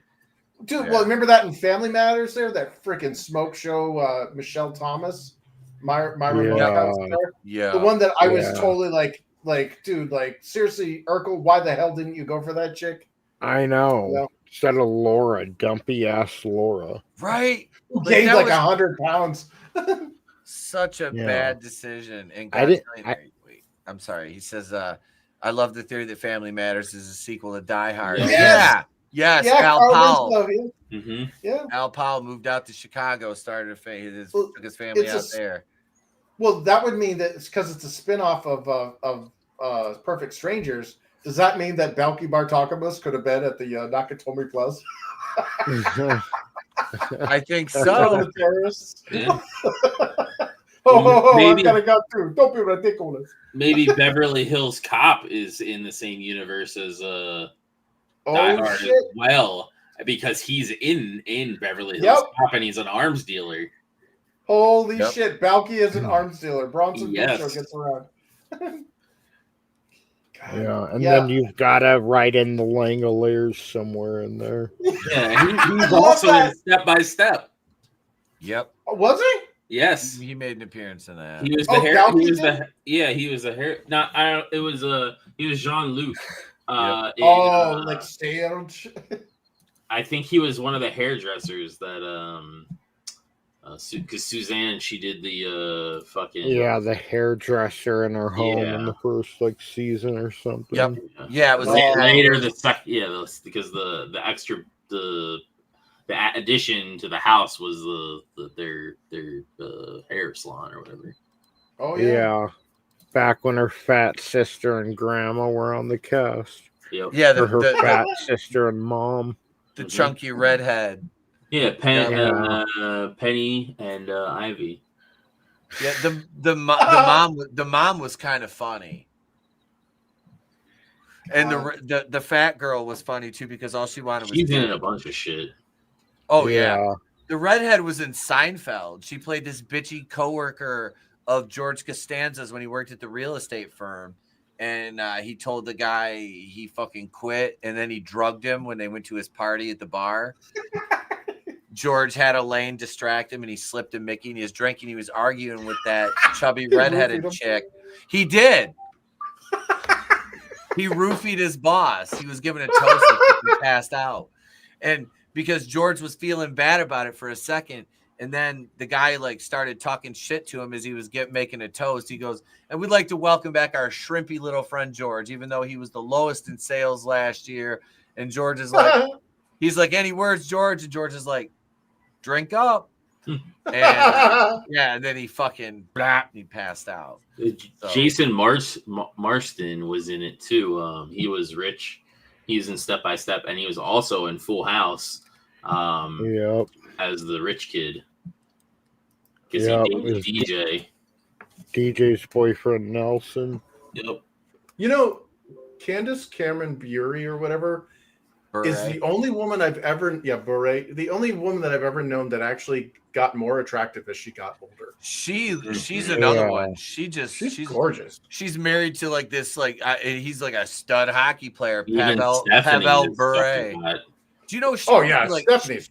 She went through like a crystal meth addiction. Mm-hmm. Like, yeah, she was married to a cop, and she was like addicted to crystal meth, and she like got clean and everything. I was like, it's like a sad story. I was like, damn, you know. And then the Olsen twins. Obviously, we know that Elizabeth is the best one. She's the superior Olsen, the youngest. Yeah. I want to. I was. Oh, sorry. Oh, no. Go ahead. No, I was just when they did that Fuller House thing, and I'm like, oh shit, who is that? And they're like, that's DJ. I'm like, no, that's not DJ. And then I looked it up, and I'm like, damn, girl. There's an episode. There's an episode with Stephanie naked in a barrel. Oh my god. Well, you know what they said? So they showed the promo video, and the first comment under it was because it was just like it was a still frame like on the community things, and they're like, Full House is back, Fuller House, and their comment underneath it was just a zoom in of Stephanie's or whatever her name is, Jodie Sweetin's chest, and it said, are you sure it's not called Fuller Blouse? Look at the size of the girl's like a solid D cup. Good for her. Oh, she's fucking gorgeous. Yeah. God damn. So her and Pavel Bure have been together for over 28 years. That's awesome. Good for her. That's excellent. You know, you're talking about the cast members of the show who helped Kimmy Gibbler, the actress. Yeah. She's beautiful. I was like, Gibbler, wow. Like, holy shit, dude. Like, and they're all smoke shows, dude. Yep. The Fuller House. I'm like, what the fuck? I watched all of that shit. Yeah. Nice. Yeah, look at that. Yeah. Yeah. God, you know who Jodie Sweetin reminds me of? Elizabeth Montgomery. Wait, Elizabeth Montgomery. What's her name? That starred in that too. If you've ever seen Bewitched back in the day, like I have, I just can't. It's been a long time. Hang on, I'm gonna look her up. Yeah, look at that photo that you just showed, and then look at a picture of Elizabeth Montgomery in her prime. Mackenzie Grace, the girl from Ghostbusters. Yeah, she got her start in Fuller House. Oh shit! Okay. She's in a movie too called Gifted as well, which was really good. That has Chris Evans in it. Pull that picture back up you just had, Draven. Roll that beautiful beam footage. Jamie, I'm gonna need that footage, Jamie. All right, what are you doing? Okay, no, I want to look at this one. He wants to look at look at Stephanie. Yep, there's Jodie Sweetin. Okay. And then look at pictures of Elizabeth. I'm sorry, Elizabeth Montgomery. There's Elizabeth Montgomery. Well, yeah, not her older one, but yeah. But right here from like. If she had that same expression, that concerned look. Yeah. It looks like look at that black and white one there. This one right here. The boobs. No. Oh god damn. The one where her boobs are poking out of her sweater. I used to love Bewitched. Yeah, you can see it's a Facebook image. It's half of her face is cut off there at the top. Yeah, right there. Look at that. Yep. And then look at Stephanie, like Jodie Sweetin's face. It's like, damn, girl. Yeah. Yeah. It's an uncanny resemblance. You're fucking spot on with that. Man. Damn. But I wanted to play this before we go because I released this on Patreon and for channel members the other day.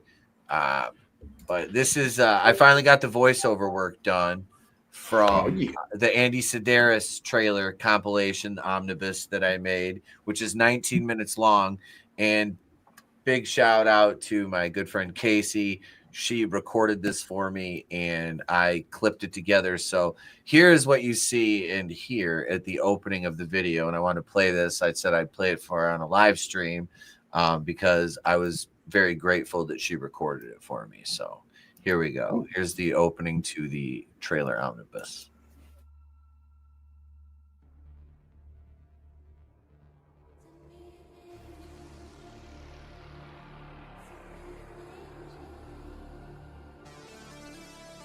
The end. The final act. The denouement has arrived. We've taken a 13-year journey that's seen a veritable cornucopia of bullets, bombs, and babes that span the globe from Leningrad to Las Vegas, from the bayous to the beaches. The glitz and glamour of Los Angeles to dusty Nevada deserts. The genius mind of Andy Sedaris recruited a bevy of beauties to portray the bombshells we witnessed, kicking ass and taking names before the era of the girl boss would cast a wide shadow over entertainment. But that was never the goal in the mind of Andy Sedaris. Andy loved beautiful women, outrageous action, and erotic intrigue, and he hit a home run as he blended them seamlessly into a series that is more than just gorgeous, scantily clad women kicking ass. He managed to capture a snapshot in history that reflects not only a bygone era, but also the very essence of American culture during that time period. The following video was constructed as a loving homage to the trailers for those movies that we, at Wrestling with Horror, hold in such regard. Because imitation is, and will always be, the most sincere form of flattery. So without further ado, we bring you the Lethal Ladies trailer omnibus. Oh, god damn. That's chef's kiss right there. Dude, that was great.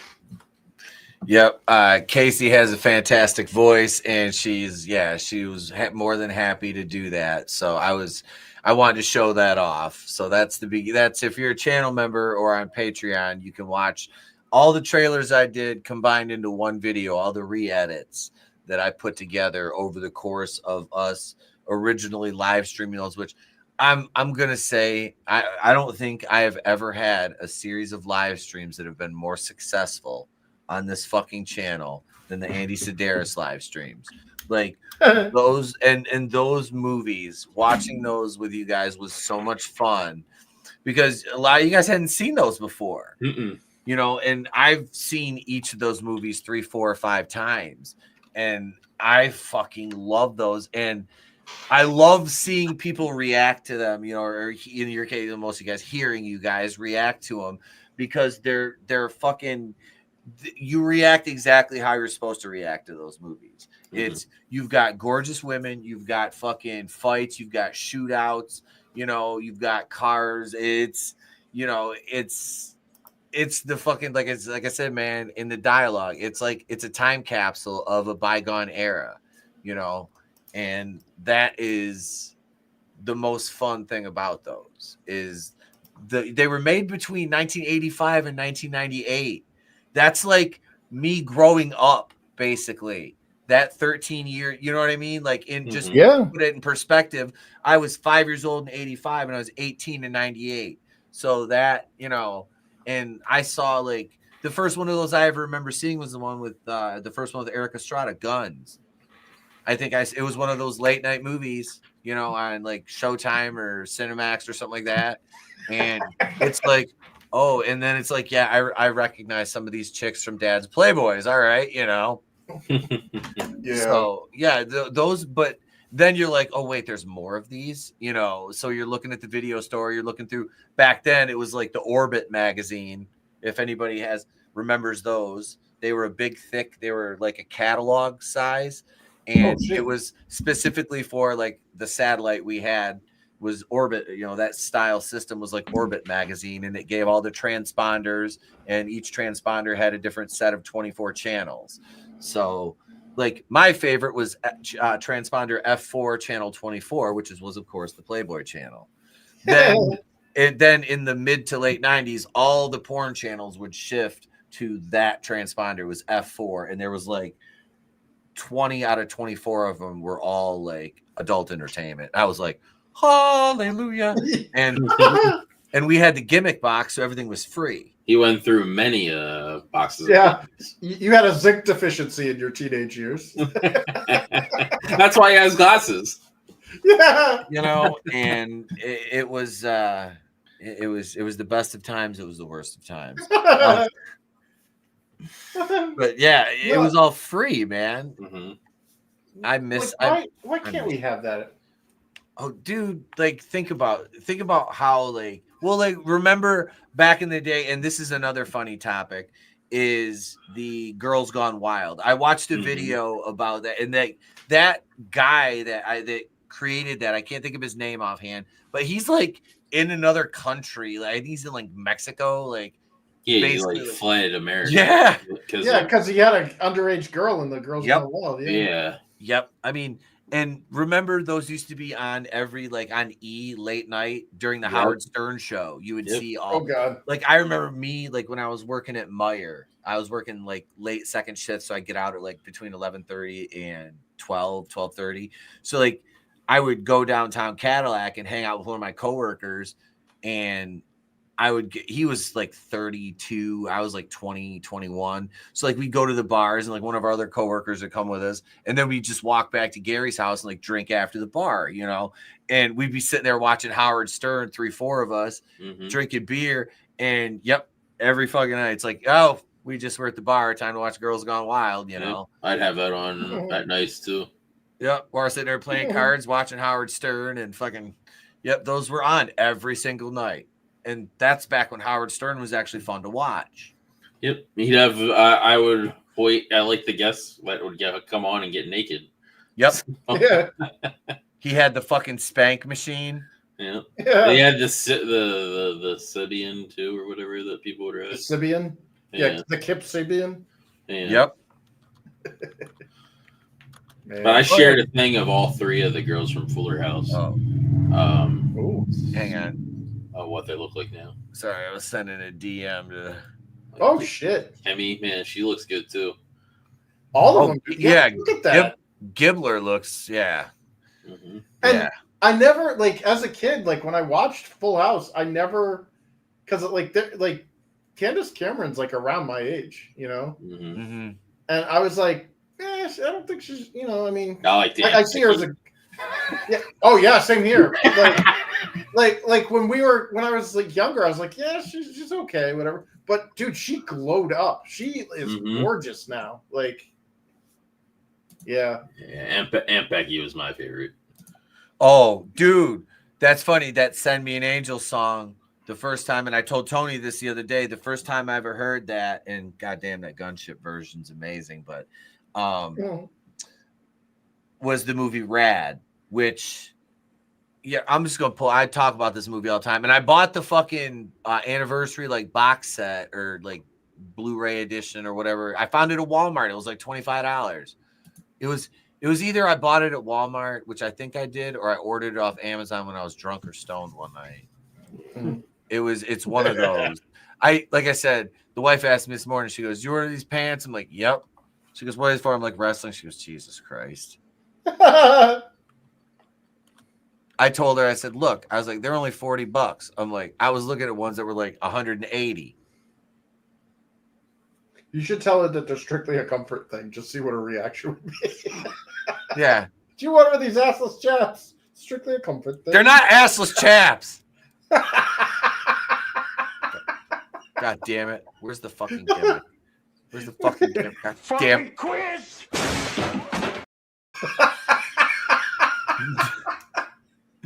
Here's I'll play the trailer for Rad. I've never seen this. This is this movie. The BMX movie? Yeah, this movie's fucking fun, dude. They say this guy Bartaylor's gonna walk hell track. I don't know. It's gonna take a radical miracle to beat this guy. And we're here for the biggest and most important bicycle motocross event ever held, Hell Track. You're gonna do it? You're gonna try to qualify? I don't want to hear any more about it. Oh. Okay, dudes, let's walk this sucker.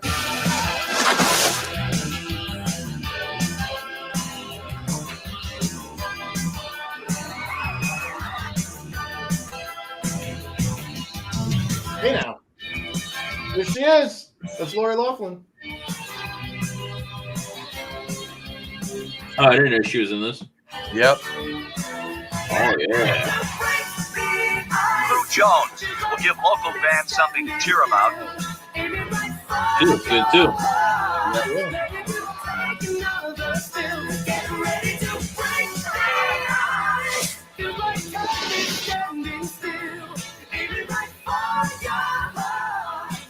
God, I miss the 80s. Mm-hmm.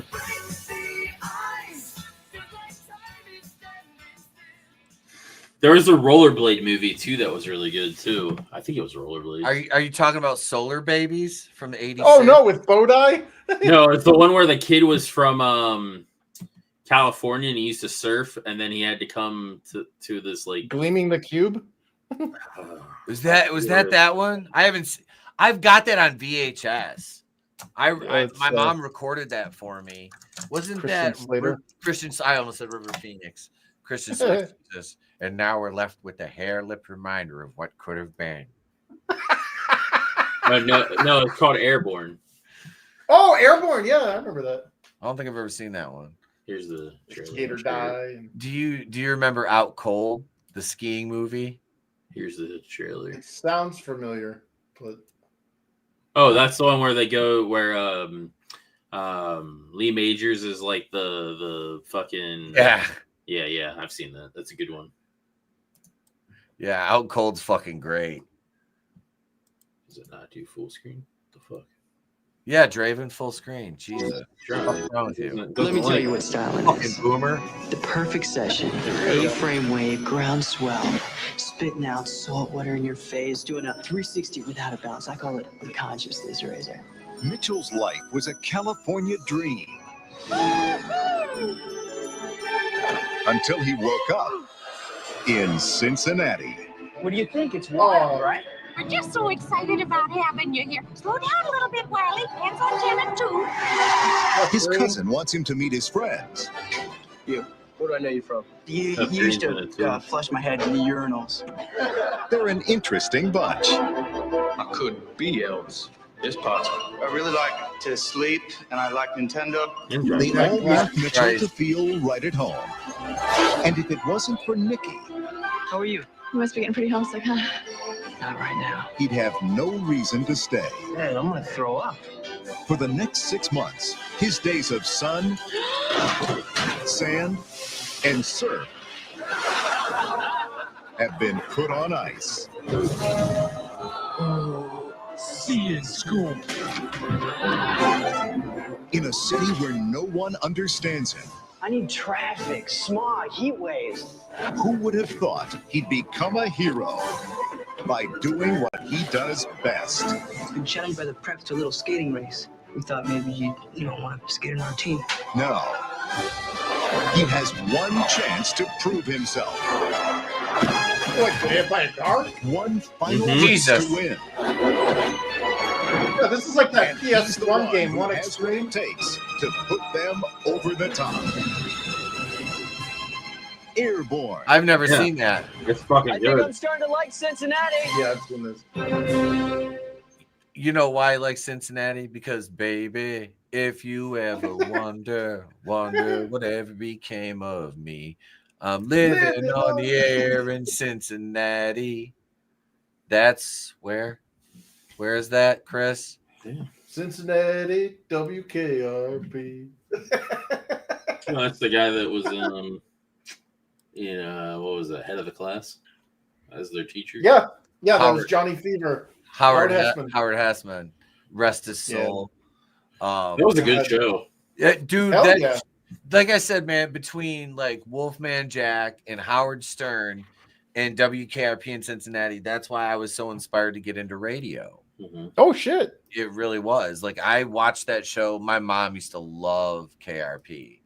Yeah, because of the music, and that One was guy from Chopping Mall was on head of the class too, and then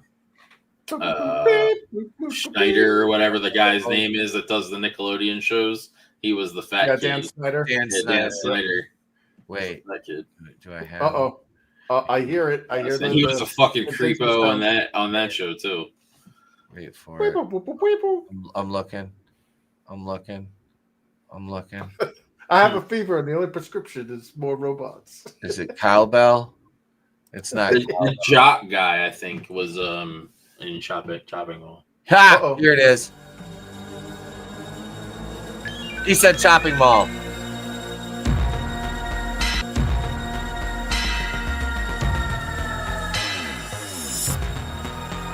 Happy birthday, Molly. Happy birthday, Molly.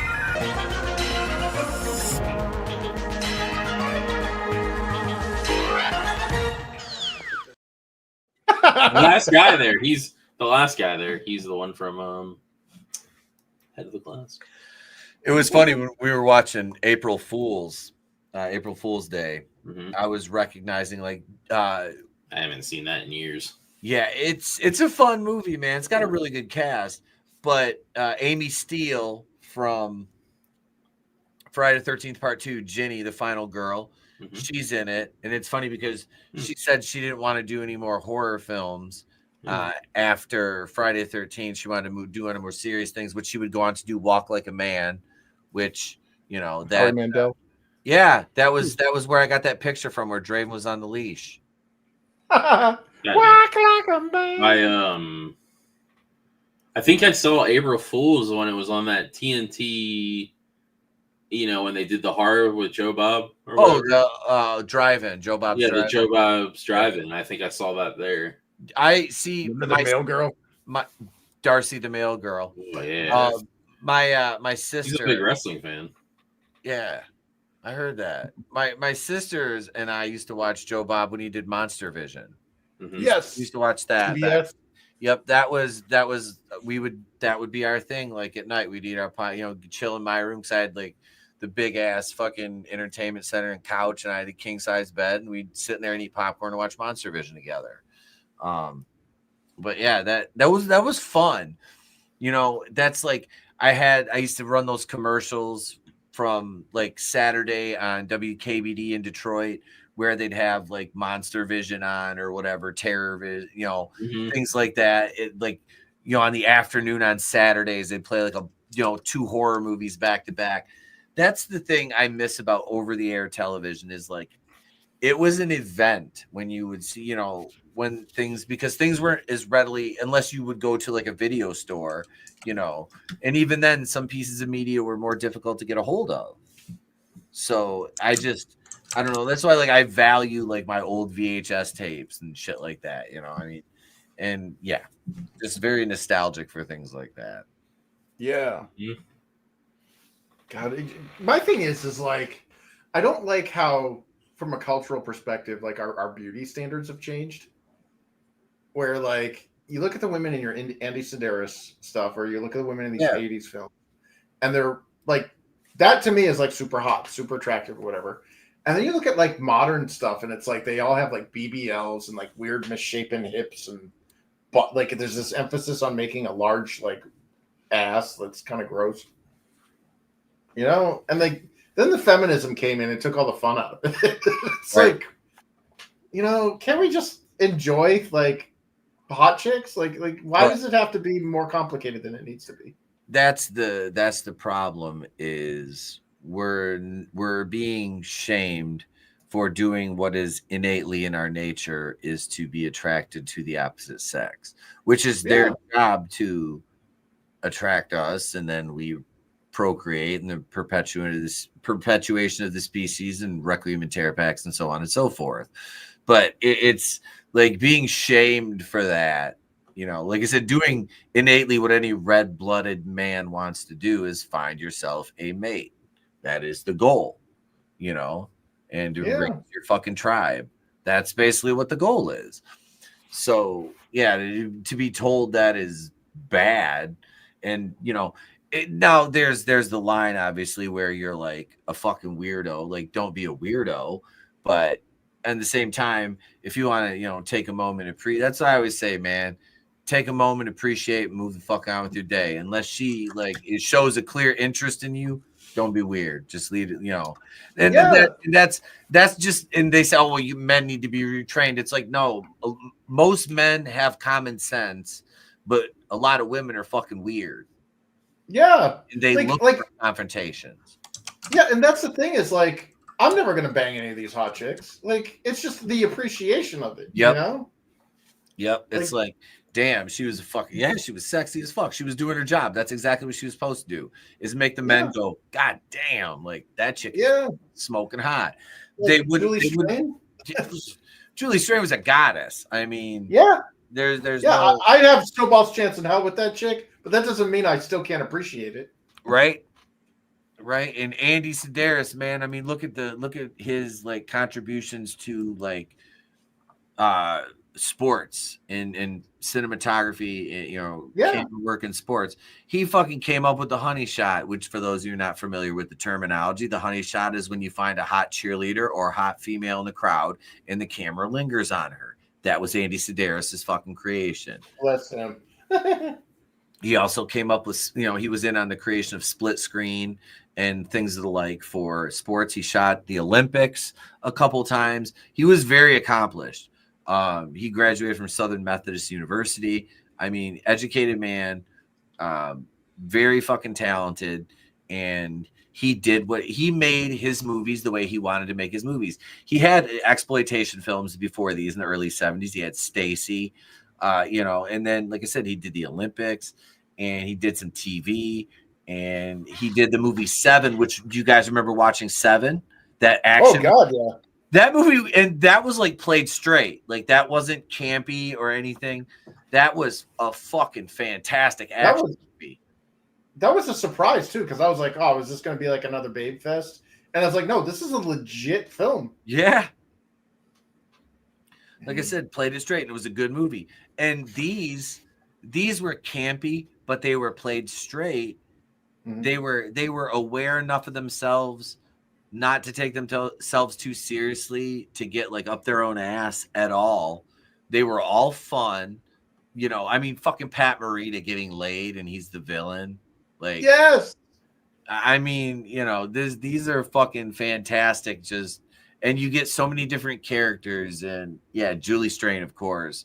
And then there's, Buff Bagwell and Day the Warrior and Return to Savage Beach and Gerald Okamura and Ali Young. I mean, you had so many fucking, it was just, it's awesome, man. It was a great collection of fucking movies. And I think Malibu Express really gets lost in the sauce a lot because it's the only movie without a female lead.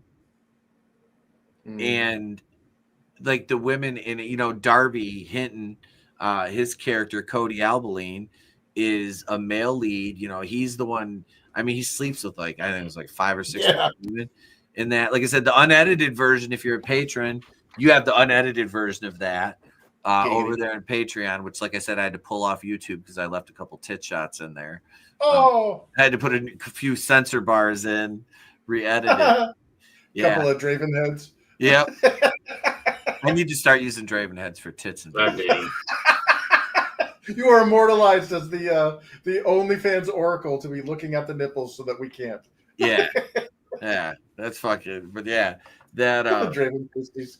I gotta do the next one, which is what's the second one's Savage Beach, I think. It's either Hard Ticket to Hawaii is the second one. Yeah, that'll be the next big review I do in that series. Will be Hard Ticket to Hawaii.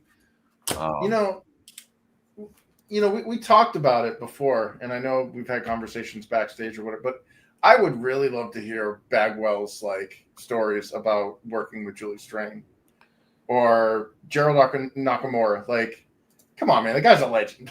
Like, just to see, like, I worked with Andy Sedaris. Here's what I did. Oh yeah.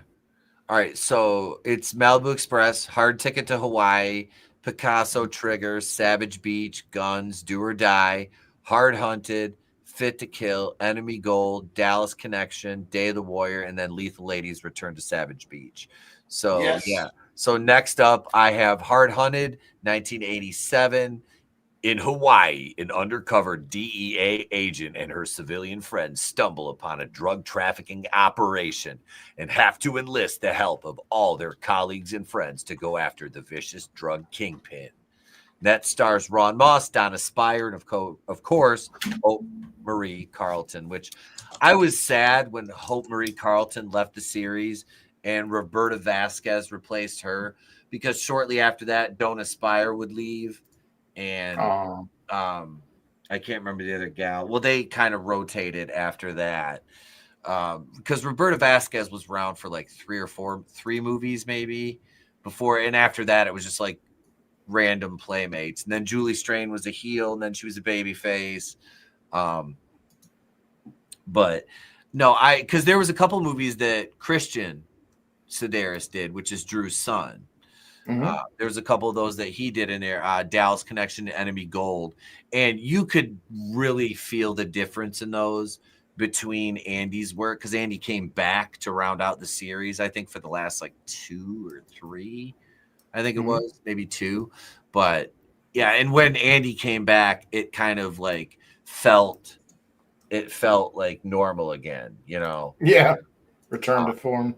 Yeah, because I don't dislike Enemy Gold or Dallas Connection, but they're just, I don't know. I think there might be another one in there too. Let me look at the titles again. Nope. Let's see. Let's see which one's here. Christian did Enemy Gold, Dallas Connection, yeah, and then Andy came back and did Day of the Warrior and Lethal Ladies Return to Savage Beach. Yeah, so out of 12, Andy did 10 of them. And Christian would like appear in some of the movies too. You know, he was the guy on the bike that got shot in Malibu Express. Yeah, when they were having that shootout at the racetrack in the end, when the helicopter was chasing him and the girl like pulled her tits out. Yeah, that was one of the scenes I had to edit out of the video. I'm like, oh God. Like, it was just like a flash, but I'm like, that's enough to get me, of course, in trouble. So I'm like, edit that out. And then there was a shower scene where Faye and May were just tits out, and I'm like, oh no, well, oh no, what happened? Oh yeah. But with that. Yeah, so if you're a channel member, check that out. I'll make that probably public here very soon and add that to the playlist. But yeah, or who knows? It might just stay for channel members because it's on Patreon, and I kind of made it for you guys, but it needs to be out there. It's seen in all its glory. That's all the trailers I re-edited and put back together. But with that being said, folks, it's 1:30. I have to get up for golf in a few hours. So, this has been fun. This has been a impromptu 3.5 hour live stream, of course. Oh yeah. But Draven, Chris, thank you, gentlemen, for being here. And tomorrow night, I will be going to see Minecraft. So I'll probably go live after and talk about Minecraft a little bit and give you guys my thoughts immediately following the movie. So thank you, everybody, for being here. Joe's Atmosphere, thank you for the super chat. Keely Chow, Manliness, My Sketchbook 340, Godzillionaire. Thank you, gang. Appreciate you guys, one and all. Digsby, and again, thank you, Wood, for coming on. Our boy Instant Regret. Love you, homie. Appreciate you. And thank you, everybody, for being here this evening. That being said, I am Pete from Wrestling with Horror. If I don't see you, have a great day, a pleasant tomorrow. Remember, it's always better to burn out. Fade away.